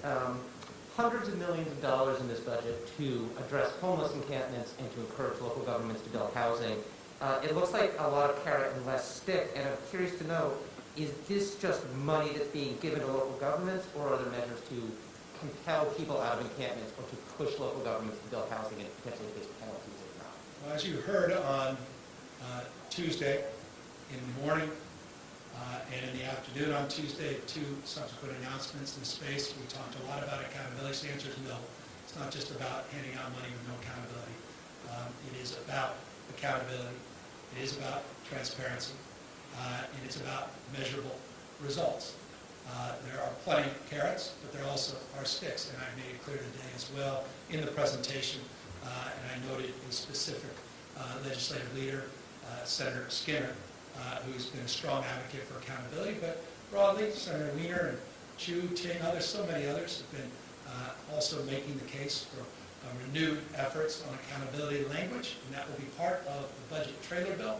And those are conversations, as I noted in the presentation today, that are ongoing, and the details will be forthcoming. Also, working with mayors up and down the state on that language as well. And I've got to say, I've been incredibly inspired and grateful to hear from people like Darrell Steinberg and Mark Ridley Thomas, who co-chaired some of our task force work, that they're demanding those accountability measures be included in this package as well, and that's exactly the spirit that we will advance, and look forward to talking more about that before this budget is signed. Thank you, Laurel Rosenthal with Cal Matters. Regarding the people who work in state prisons, do you have any intention to make it a requirement for prison employees to be COVID vaccinated? I don't think Glenn and the CCPOA team, President Glenn, has been very proactive in terms of working to build trusted messengers, to build trust with his members, recognizing so many have not been vaccinated. He's not giving up on those efforts, and I applaud him for those efforts, and we have his back in advancing those efforts. That's where we are today in supporting that kind of outreach and seeing how far we can go. We have no further announcement to make as it relates to whether or not we're going to mandate those vaccines. We just want to give the opportunity to build on the work that Glenn and his team, the executive board, CCPOA, have advanced. By the way, I just also want to acknowledge the CCPOA for being part of a lot of the reforms that we are promoting and advancing. Closing down 2 prisons in the state of California. No governor's been able to ever make an announcement like that. Thank you to incredible legislative leaders, Phil Ting, among the most committed leaders in this space. And we're doing it in a collaborative spirit. The Valley State Prison Rehabilitation Program, working with his members to be part of this complete transformation of that prison. And so it's in that spirit that we engage and work to endeavor to get people vaccinated, make sure they're healthy, and safe. Body cameras, security cameras are part of those efforts as well. Thank you. And then regarding the college savings accounts for first graders, there was a study a few years ago of your program in San Francisco that you started as mayor, and it found that only one out of 5 families who got the account actually added money to it. So 4 out of 5 recipients of those accounts, the amount of money that the government put in was just the only amount that stayed in there. So I'm just wondering, do you think that at a broader scale that this could really be effective for saving up the amounts of money that it actually takes to get a higher education? All the studies bear out that a young child with as little as $400 in savings, we're proposing $500 if you're a foster child or homeless, an additional $500. You're 7 times more likely to enter into an institution of higher learning. I would encourage you to read the study that just came out of Oklahoma, one of the most comprehensive studies, longitudinal studies around the efficacy and success of the college savings account program, to really get an understanding of why we are so enthusiastic. I hope I made it clear my enthusiasm for this program, my belief in its efficacy, my belief in its importance. But I would just note, you could just as easily say 4 out of 5 people never would have even had $1 to imagine going to college on the basis of the contributions to the K through C program. And it is wonderful to see that there was 1 out of 5 that actually built more assets, put more money as a family member. We want to encourage more of that, but it also says something else about the society we're living in. Just shy of a majority of Americans before this pandemic didn't even have access to $400, almost $500 in an emergency. That's why we're making the historic investments we're making in equity, and that's why we believe in creating assets and opportunity, and doing that for 3.7 million low-income Californians is something I'm enthusiastic about. Deborah Kahn, Politico. There's a lot of money in here for climate resiliency and broadband and other things that were originally being envisioned to be funded via bonds on the 2022 ballot. So I was wondering to what extent do these proposals replace the need for bonds? I think they substantially do across the spectrum. I'll give you another example of $5.1 billion for drought resiliency that traditionally we pay for bonds, but that's exactly, I think, what was inspired and envisioned around the Recovery Act, was to get moving and not look at 30-year payback periods, but look at opportunities to make investments in the short run to get people back on their feet, to get our economy moving all across this country. In California, we're picking up on that spirit, the broadband. I mean, we've been waiting a generation for this. I remember talking about broadband for all when I was a parking and traffic commissioner in my 20s in San Francisco. And here we are, decades later, still talking about it because the Biden administration, their support, we have a chance to do it once and for all at a scale we never even could have imagined, $7 billion in the past. We still have to deal with the issue of access and affordability. We have a lot of work to do with the legislature in that space, but this is a transformative moment in American history and California history, and substantially aided, not exclusively, 27 billion of the 100+ billion by the work that the Vice President, the President, and Speaker Paul Pelosi have done in terms of securing a brighter future for millions and millions of Californians. Follow-up question. I know you said you weren't going to say anything more about the offshore wind thing, but could you say any more about it? No, I appreciate it. All I can say is it's long overdue. We've been working on it for years. In this state, I remember being the chair of the State Lands Commission as the Lieutenant Governor, discussing opportunities. We were pursuing those opportunities, full disclosure, with the Trump administration to no avail. And now, new administration, was just on with the Undersecretary of Defense a few weeks ago, and we just got word that the efforts will progress with her support and advocacy, not just the President's.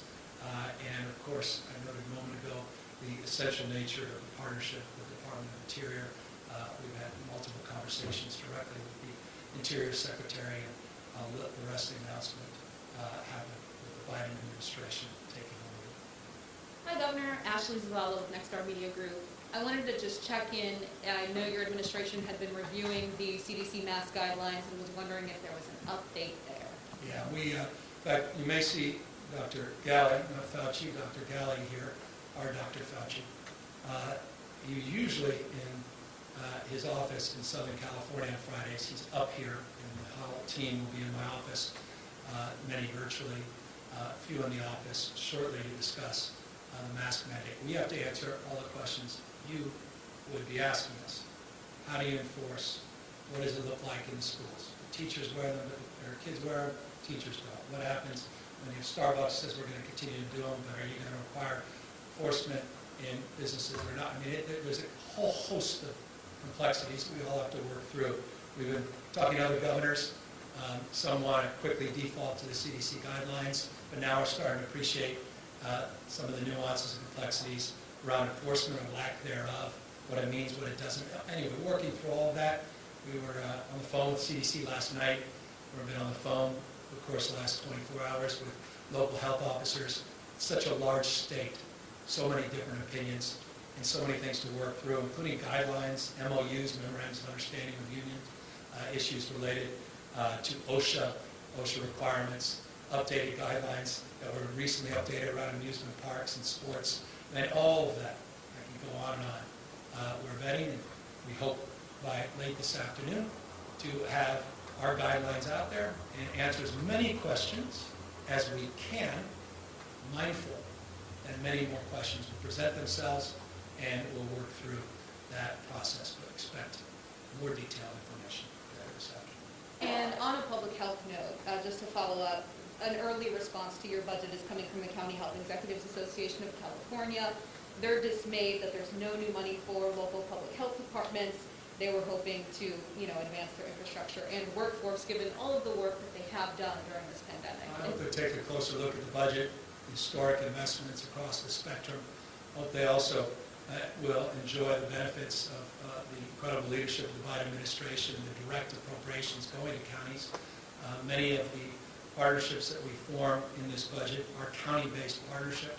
The Medi-cal expansions, I would imagine they're celebrating with deep enthusiasm the CalAIM proposal, particularly the historic investments that we're placing in terms of Medi-cal expansions and service supports across the spectrum as it relates to the suspension of the $2 billion being lifted, as well as the COLA. I don't know, I'm a county executive, maybe not health. CalWorks has a 5% COLA increase. SSP has a 6.4% COLA increase for those with disabilities. There's a lot to celebrate. Hope they'll take a good look at the budget. Many haven't even had a chance to see it, and I'm inspired by the fact that they've been able to review all 400, 500 pages.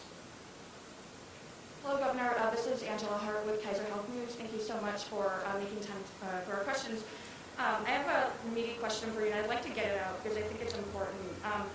Local health departments did ask this year for $200 million in ongoing funding to support and rebuild underfunded local public health departments, and they say that federal funding has been immensely helpful.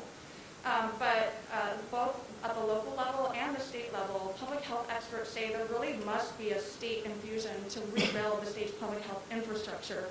So can you please explain why, for the third consecutive year in a row, you and your administration have not accepted these critical local public health funding requests? They say that they're important not only for public and communicable disease threats like the one we're facing now, but incredibly important things like STDs, for example, and many bugs that are out there. So can you please explain the reasoning of why you continue to deny this funding? Well, I think it's self-evident. Last year we faced a $54.3 billion projected shortfall. We're in a very different place this year.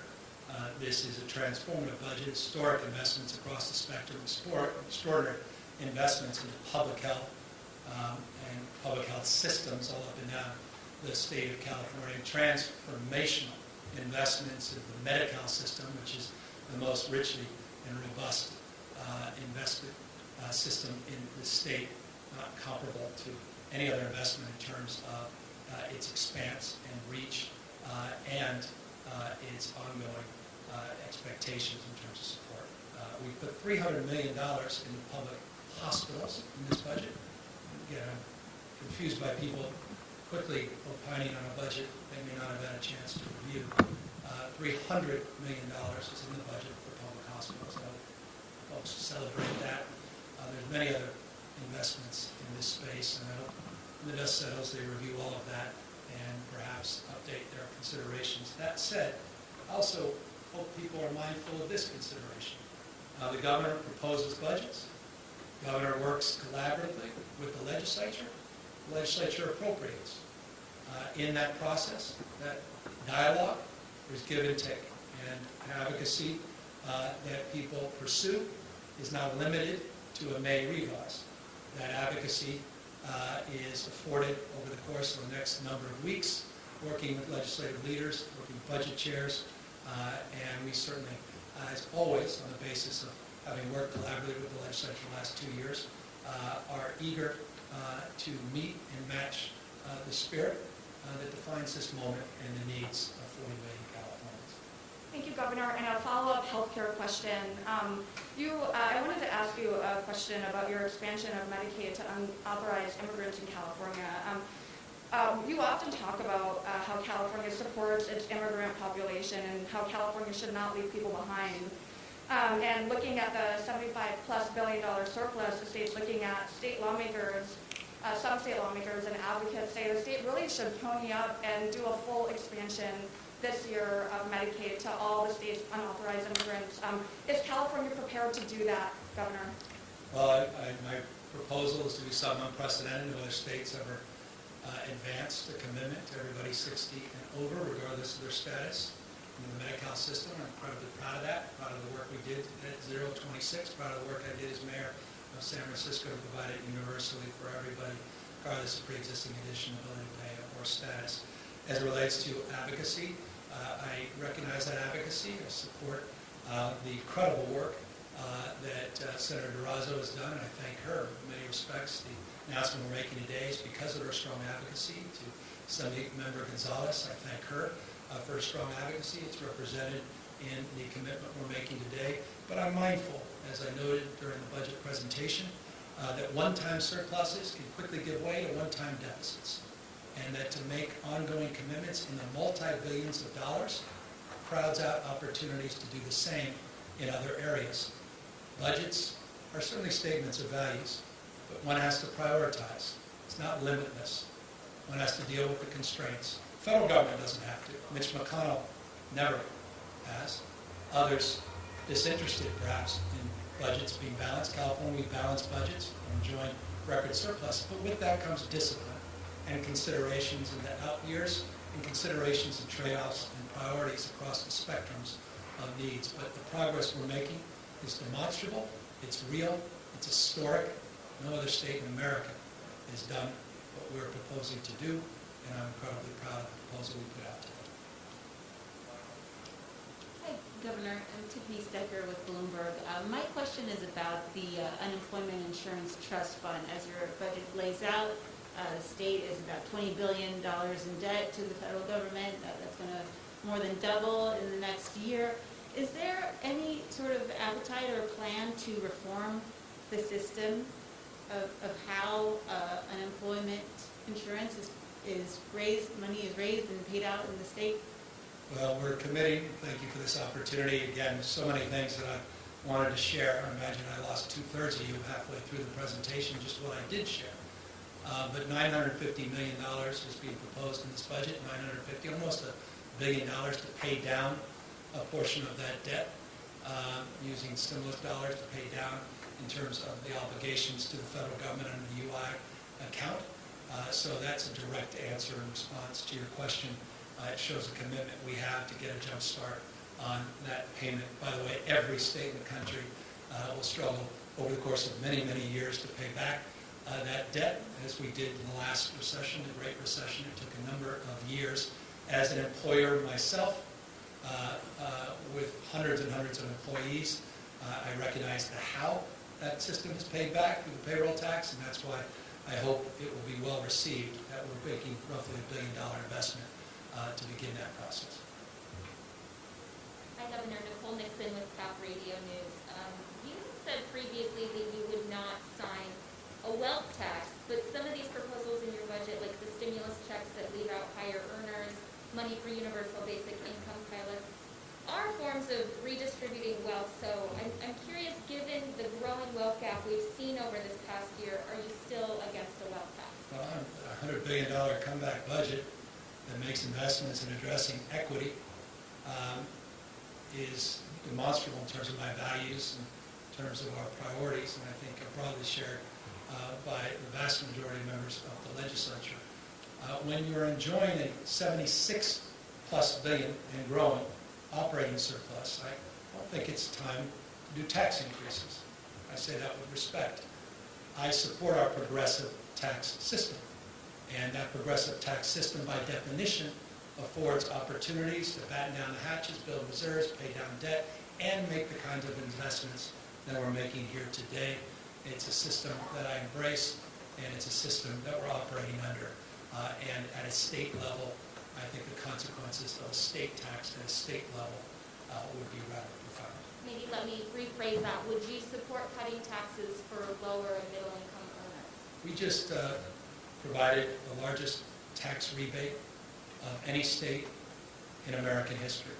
Some $12 billion of direct tax relief to middle-class families earning up to $75,000, those that were not beneficiaries of an effort that we advanced earlier in the year through the EITC program, which, by the way, we've close to tripled in the last few years in this state, something we're also very, very mindful and proud of. As it relates to the issue of supports for vast majority of tax filers, I want to remind you that tax rebate goes back to 78%, almost 80% of tax filers in the state.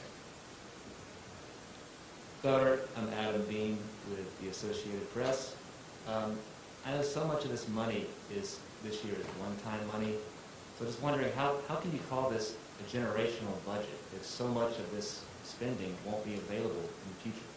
Well, a lot of it is multi-year investments, some 2, some 3, some 5-year investments. We're using one-time dollars in creative ways, including creating an endowment, paying down debt, paying off obligations so we don't have ongoing expenses, paying down deferrals, being creative, providing more resiliency, more capacity for supports into the future.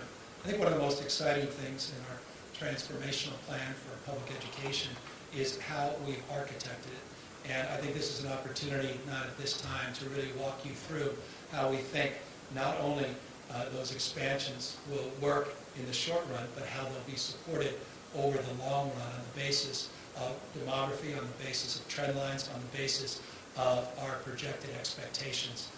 It's really a well thought out blueprint for transformation that quite literally is phrased in a 5-year vernacular release through the Department of Finance. And I look forward to socializing that just as a proof point of how we're thinking and how we're architecting these supports. And your budget also includes $35 million for guaranteed income programs. Yes. I believe that this would be the largest government commitment to these programs that we've seen yet. I'm just wondering what your goal is for this. I know that the supporters of these programs hope to have these pilot programs and demonstrate to Congress that it's viable and to get Congress to enact. Is that what you're doing? What is your goal with these programs? As my mother reminded me often, seek first to understand before you're understood.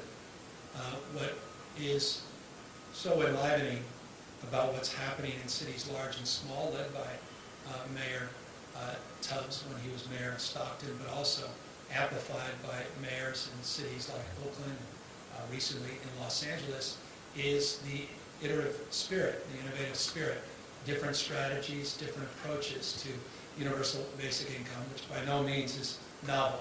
It's been advocated by conservatives and liberals alike. It's been advocated over the course of not just decades, but over centuries as a strategy and solution to address stability and to address anxiety as it relates to the social compact.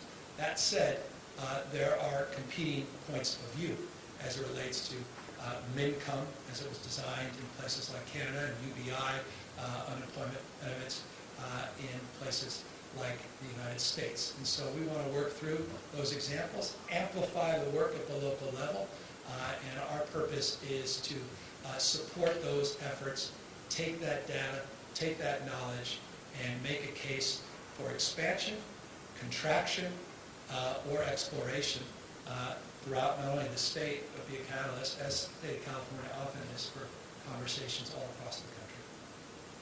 Governor Victoria Palmer, going back to Medi-cal expansion for a bit, your proposal is just only slightly broader than the January 2020 proposal for 65 and older. My question is, how open would you be to, say, allowing 26-year-olds who age out on Medi-cal expansion to stay on it, or to even lowering it to about 50, just given our budget situation is much different than it was back then? Again, budget situation today is different than it was back then. These are ongoing permanent expenses that increase over the course of many years. Again, we're not just balancing for today, we're mindful of tomorrow. What we're doing, 65, 60 is not insignificant, let me assure you. And you can look at the delta in terms of the investment. It is a much more robust investment than we had proposed in January. But we're also doing other things to support our diverse communities up and down the spectrum, expanding Medi-cal for many other services as well. I noted postpartum, issues around tailored meals for medically vulnerable individuals, and issues related to community workers from tourists, which we did include in this slide presentation. So all of these things are part and parcel of the give and take, and we look forward to working with the legislature, dialoguing around where they are on this discussion. Hello, I'm Kevin John with ABC 10. Governor, you've highlighted a lot of the efforts to get people stimulus payments and debt relief, and you kind of touched on this earlier in your presentation, but I just want you to elaborate on this a little bit more. As we know, there are still hundreds of thousands of people who are struggling to get their unemployment benefits from EDD. Can they expect any help or relief soon? Well, we've seen a 35% reduction in the wait time in the last month. We've just hired 400 individuals to the system just in the last 30 or so days, 30 plus days.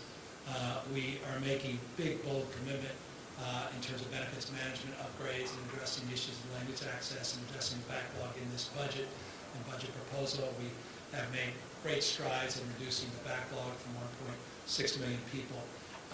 But I'm mindful that we're dealing with the unprecedented. And at the time, the unknown, and forgive me, it's not an excuse, it's just a point of reference and context. I got here about 28 months ago, and that system was designed and was stretched in the Great Recession with roughly 3.8 million people applying for unemployment benefits. It ballooned to over 32 million during the heights of this pandemic. It was just not designed for the challenge that this nation, this state has faced. And so we have to reimagine it, we have to support it, and once we move through this pandemic, we are among the lowest case rates in America. We're among the lowest positivity rates in America. We continue to get shots in arms. Close to 63% now of Californians have received at least one dose. 33 plus million people received the dose, more than all the 5 nations in the world. As we tame this disease, we now move out of it with a new budget, with the ability to learn lessons from the experience of the past. I can assure you the next administration will not have to struggle through what all of us had to struggle through with EDD. Hi, Governor. Alexi Costa from the San Francisco Chronicle. As you noted several times today, we have just come out of a huge deficit, and until earlier this year, your administration was projecting that we would be headed back into one. Yet you've proposed billions and billions of dollars of new ongoing funding. I was wondering if you could talk about your decision to support a lot of these very large new programs in education, healthcare, things like that, rather than, say, boosting up the reserves even further for the future, or, for example, cutting taxes as some of your Republican opponents have suggested we should do to return that money to Californians. We've got to square the circle of that question with the previous 2 questions. Why don't you do more to expand and commit to ongoing? Why don't you do more to expand and commit one time? And therein lies the dialectic. There lies give and take, the balance that is balancing budgets. Something the federal government is not familiar with. States are, and former mayors are as well. And so that's the balance. $12 billion tax rebate, we don't think is insignificant, simply the largest of any state in American history. Again, 2/3 of all Californians, 78% of tax filers, will receive a minimum of $600. We have children, another 500 million, and it includes I-10 filers. We are providing resources to pay down $11 billion of pension obligations. That's unprecedented in state's history. That's dealing with the long-term concerns, STRS, PERS, unfunded healthcare liability. We have $4.6 billion in a stabilization account in education, unprecedented in state's history. That didn't exist a couple of years ago at all. We have the highest rainy day fund we've had in history. We paid down the vast majority of the debt, almost exclusively. That was inherited from the Schwarzenegger administration. Governor Brown did the vast majority of the work, but we finished the job in the last 2 years. We're addressing all the deferrals with the exception of 2.6 billion, 80% of them addressed, K through 12, all the others addressed. We did eliminate suspensions on ongoing programs, mindful of the importance of those ongoing commitments. Again, you have to balance those commitments against those previous questions around why not more here. Well, we needed to do more for childcare. We needed to do more for TK. We needed to do more for ACEs screens. We needed to do more for prenatal care. We needed to do more for roads and bridges. It's all part of the challenge of balancing budgets, and that challenge, again, presents itself to the legislature in partnership and with a collaborative spirit, and we look forward to working with them to work through their points of view as it relates to your question and the previous questions as well. This is not about going further. This is about, what was your thinking? We're looking at, according to your administration's estimates, $1 billion more a year for the Medi-cal expansion, up to $5 billion a year in the future for the after-school programs. And that's just a few things that are going to be big, ongoing expenditures. So how did you decide that those were worth it, and in other cases it was too risky for you to commit to ongoing spending? It's not about risk. It's about making investments, things that we hold dear, and I think that are consistent with the values broadly shared in the state of California. We value our children. I believe that this state is way behind in terms of investing in its children, particularly 0 to 5. And we are behind many other states that provide universal health care, child care, and universal preschool. So TK was, I think, a profoundly important investment and a marker, and that's why we announced it today. As it relates to providing health care, I believe in health care for all. But you can't do everything, but you can make progress, and we made a commitment. I made this crystal clear on the campaign trail. I made it crystal clear the first budget that I am going to continue to pursue that cause, and that's exactly what we're doing once again with this budget. So it's consistent with stated intent, historic commitments that I've made going back 20 years of my public career, and with, I think, the values of not just people that we represent in the state, but the strong advocacy of many members of the legislature as well. Governor, thank you. Morris Perlman from CBS 13. A question about the safe return to schools come fall. School districts across the state have been forced to quarantine kids because of delayed results and these false positives from the state's COVID testing lab. Inspectors found significant deficiencies at the lab in December. They investigated these whistleblower allegations in February, and then your administration vowed to make that investigation public by March. So the two questions I have: why won't CDPH release the lab investigations, and should schools be using the state COVID lab in light of these problems, especially with today's announcement of a full return to in-person learning by fall? Yes, they should, and you'll have opportunity to talk to Dr. Galley, whose representatives in a moment in more detail. We were working with the CEO of a company that's operating that, and I have full confidence that those issues have been resolved, and some of them were a bit, with respect to, overstated. Some were accurate, and we worked to correct them very, very quickly, many months ago. And Dr. Galley and his team will get you more details in a moment. Sophia Bulllight here from the Sacramento Bee.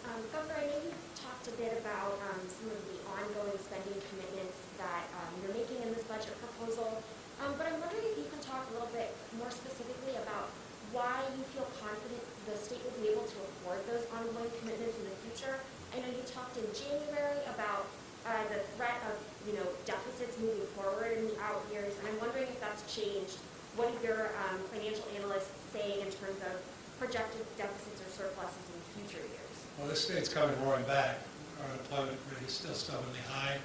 The sector of our economy that was disproportionately impacted by this pandemic-induced recession is in the hospitality, food, and entertainment industry.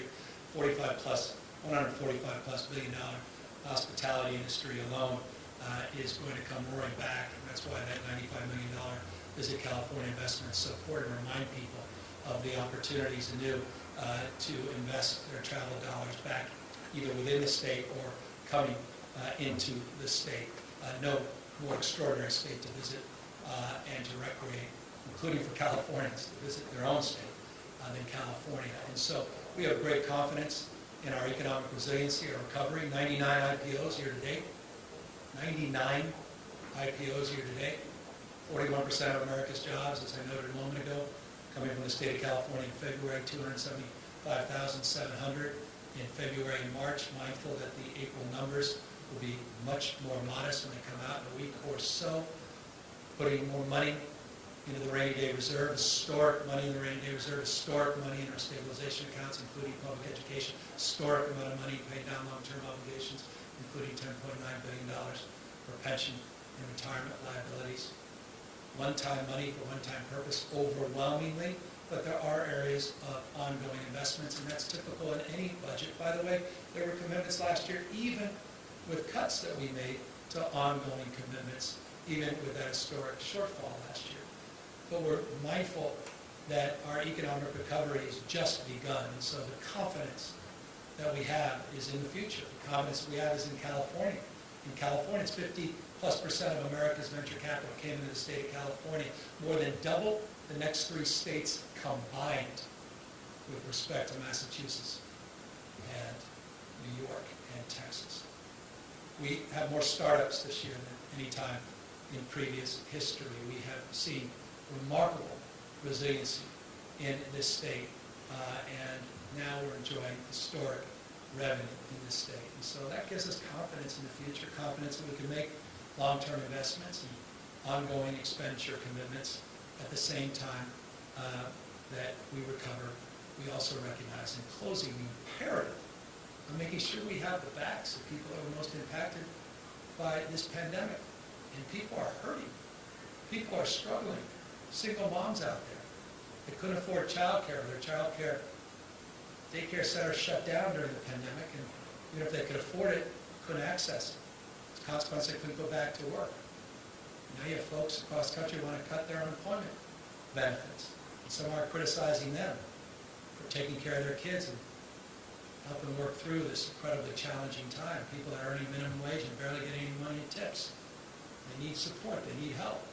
People out there still scared to death about this pandemic, that are still a little skittish and not ready to go full bore back in the workforce. We need to be there for them as well. And so those are commitments, not just one time, but we want to be there for working poor and the middle class in the long run as well. Our pre-existing condition wasn't literally just affordability, housing, homelessness. It's income and wealth disparity.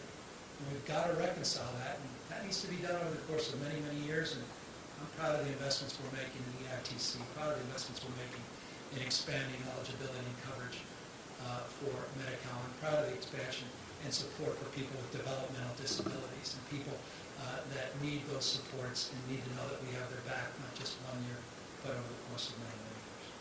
So, Governor, just to clarify, given all those factors you just outlined, are you expecting California's revenue to continue to grow in future years? Yeah, I expect as the economy expands, revenue will continue to grow.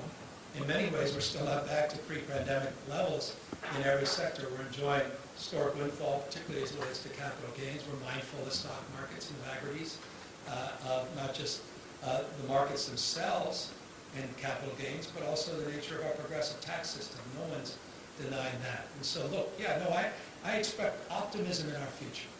We're not going to stand still. We're coming roaring back. And roaring back is about growth and renewal. We don't live in a framework of scarcity. Our mindset's of abundance. That's California spirit. I talked about the tentpole of the American economy. California has long been the tentpole of the American economy. 3.9% GDP growth over a 5-year period before this pandemic. No other state came close, or at least the United States itself didn't come close, and no other large state that claims to compete with us, like Florida and Texas, outperformed the state of California over those 5 years. So I expect growth, I expect expansion, I expect new opportunities, revenue, discovery, innovation, entrepreneurialism. You got to invest in those growth engines. That's our people, that's our talent, our physical and human infrastructure. It's our conveyor belt for talent. The university system, $2.3 billion in this budget, just to CSU and UC, paying down the full cost of attendance, $4 billion of student housing opportunities to reduce that cost substantially, dealing with the food insecure and housing insecure, paying down rental, obligations, water and utility bills, so people have confidence once again and get back into the workforce. Boy, I'm long California, no other state like it in our union. Governor Brian Hickey with KCRA. Before I get to my question, I want to ask a question on behalf of the viewers I've been monitoring on our Facebook Live. Many of them state employees wanting to know the status of the pay cut. They're hearing all of this about the surplus, wanting to know when they're going to get their pay restored. Well, we're in the middle of negotiations with the labor representatives, and so that is all being negotiated in real time. In the two contracts, SCIU and CCPOA, those contracts have already addressed those cuts, and we're working with all the other bargaining units with the intention of restoring and supporting their workforce, our workforce, and their representative. That said, I want to just acknowledge our workers. You know, it's often lost.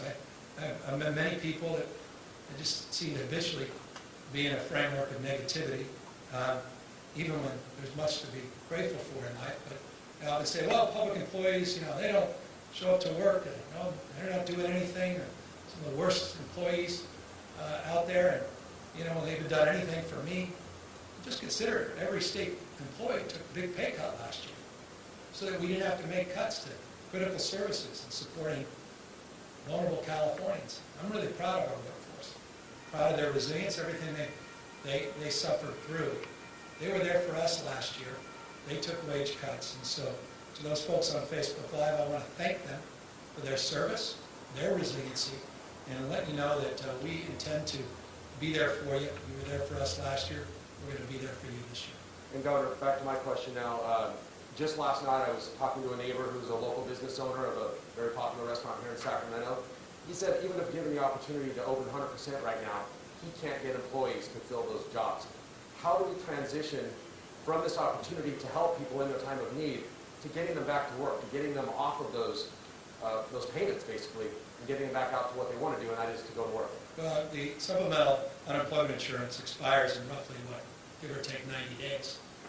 So in many respects, that's academic as it relates to that $300 supplemental, which seems to be all the rage for some folks as the culprit for some of these issues. I think it's a lot more complex, and I don't say that intellectually. As a guy who started 9 restaurants, I say that with intimate knowledge and understanding of the challenges of the industry.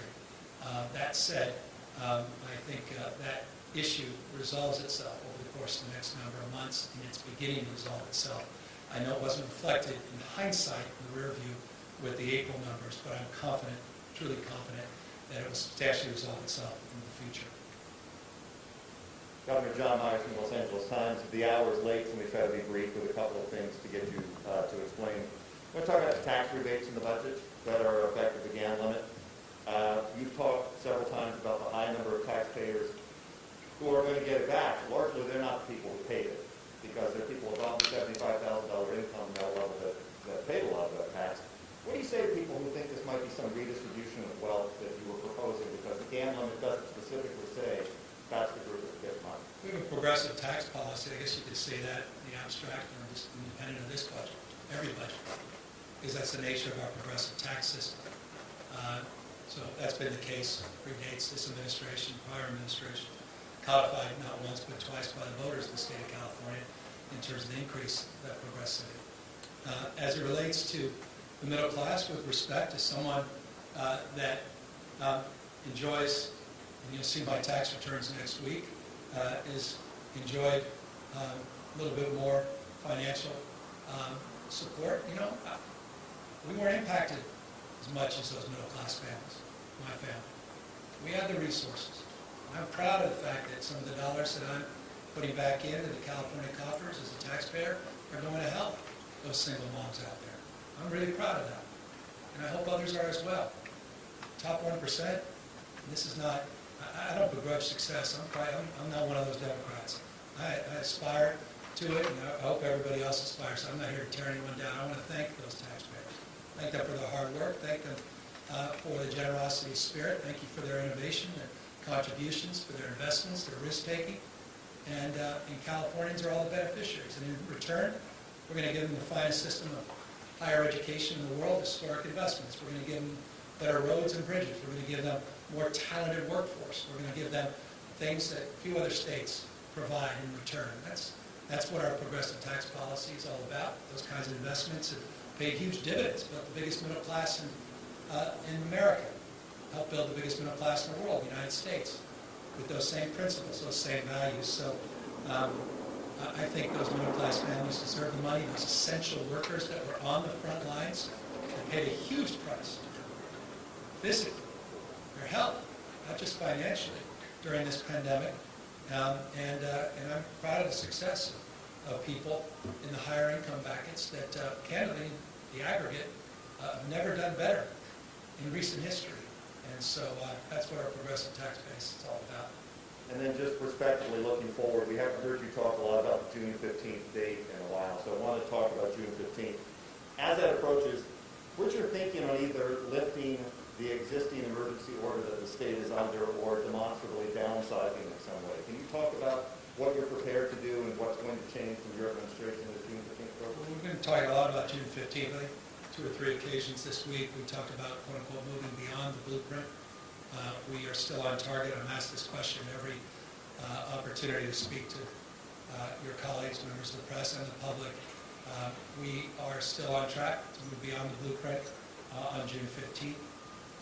We continue, though we've seen a decline in the administration of doses of vaccines and the demand, it hasn't been as precipitous as some other states, though we're mindful and watching those numbers very, very closely. So as we continue to vaccinate more and more people, it's on par with our expectations to date. We get closer and closer now at 63, just shy of 63% of individuals receiving at least a first dose. If we continue to see these positivity rates as they are today, 1.1%, we see that stability, no question. We will get there on or before June 15th, so I'm confident of that. But again, we just continue to need to be mindful of the power and potency of these vaccines to get us there with more assurance. And I know that this the mask guidelines coming from the CDC have created some new anxiety for many, that it may be too soon, too much, and so we're adjudicating all that, as I noted earlier, and I think that also plays a role. It may not be a mandatory space, but a voluntary space as well to help mitigate the spread, particularly these areas as well. Governor Carl Marinucci from Politico. Just to follow up quickly on John's question, and you talked about providing the largest tax rebate in American history, and the 2/3 of all filers are going to get a check. But as you know, your Republican opponents have long argued California is one of the highest tax states in the nation. There's been an exodus of the best and brightest here. And they're pointing to the $76 billion surplus as Exhibit A, basically saying that this proves that California taxpayers are overtaxed here. Well, how do you answer them? Well, there hasn't been a massive exodus of the best and the brightest. That's objectively untrue. In fact, not only have we enjoyed 99 IPOs this year, which is proof of our resiliency, so is that surplus proof of California's resiliency, the fact that we're coming roaring back, and the fact that this state continues to outperform in almost every measure and every index. Let me be specific. Bloomberg Index of Innovation, once again, #1, the state of California. Again, this year. Read Fortune magazine, where they talked about the fastest growing companies in the United States, disproportionate number in California. Talk about Time magazine and their rankings of the most influential companies. Interesting way of looking at business, the most influential companies in the world. Of the 64 that are in the United States, 31 are in California. Look at the venture capital, record amount of venture capital in the state of California last year. I think facts matter, and I know there's some high-profile individuals of great net worth that have made great wealth in California and have chosen to relocate, but there's also hundreds and hundreds of people that have not only moved in, but also have generated enormous wealth just in the last few months. I think those 99 IPOs give you some evidence of that kind of prosperity. That said, California has a progressive tax rate. No question about that. It's not new. We haven't increased taxes in California since 2012. The last tax increase, general tax increase, income tax increase to be specific, occurred by the voters in 2012. If those individuals you're referring to wish to go back to the voters, will have to do it on the basis of those voters not once but twice supporting that increase. Prop 30, Prop 55, 55 by even larger margin than Prop 30. They can't do that on the basis of a press release, a tweet, a desire, or even through a legislative process. That would have to be done by going back to the voters and making a case in there. I would encourage them and you to consider this. Kiplinger's well-known financial publication did an analysis of taxes in this country, but not through the lens of just the small number of 1% earners, but through the lens of all of us in this room, the lens of the vast majority of Californians and Americans. And they looked at what the average American pays, average American defined by 50 states. And California came out in that survey as a tax-friendly state, right there around Texas. So I think it's incredibly important, and I say this with respect, when people talk about taxes in California, they need to talk about taxes in California, not just taxes on the high-end earners in California, but look at tax policy throughout the state, including property tax rates in the state that are more modest than the vast majority of states that they often identify as more tax-friendly. But friendly to whom is the point I'm expressing. Well, with that, extending the opportunity to make that point, I'm grateful, and the opportunity to be here making this presentation. I think the questions only highlight the remarkable diversity of opinion around what is the budget balancing process. And I think that's a very healthy thing, and I look forward to more healthy dialogue and deliberation with the California Legislature. Again, I just want to close with expressing my deep gratitude to each and every member of the Legislature, all their hard work, to their incredible leaders, Pro Tem Tony Atkins, and to the Assembly Speaker, Anthony Rendon. Their collaborative spirit has led to early action that's unprecedented in California's history to help the most vulnerable Californians. I look forward to taking that spirit and building on that as this state not only comes roaring back, but as we build a generational mindset and pass the most transformative budget in decades in the state of California. Thank you all very much.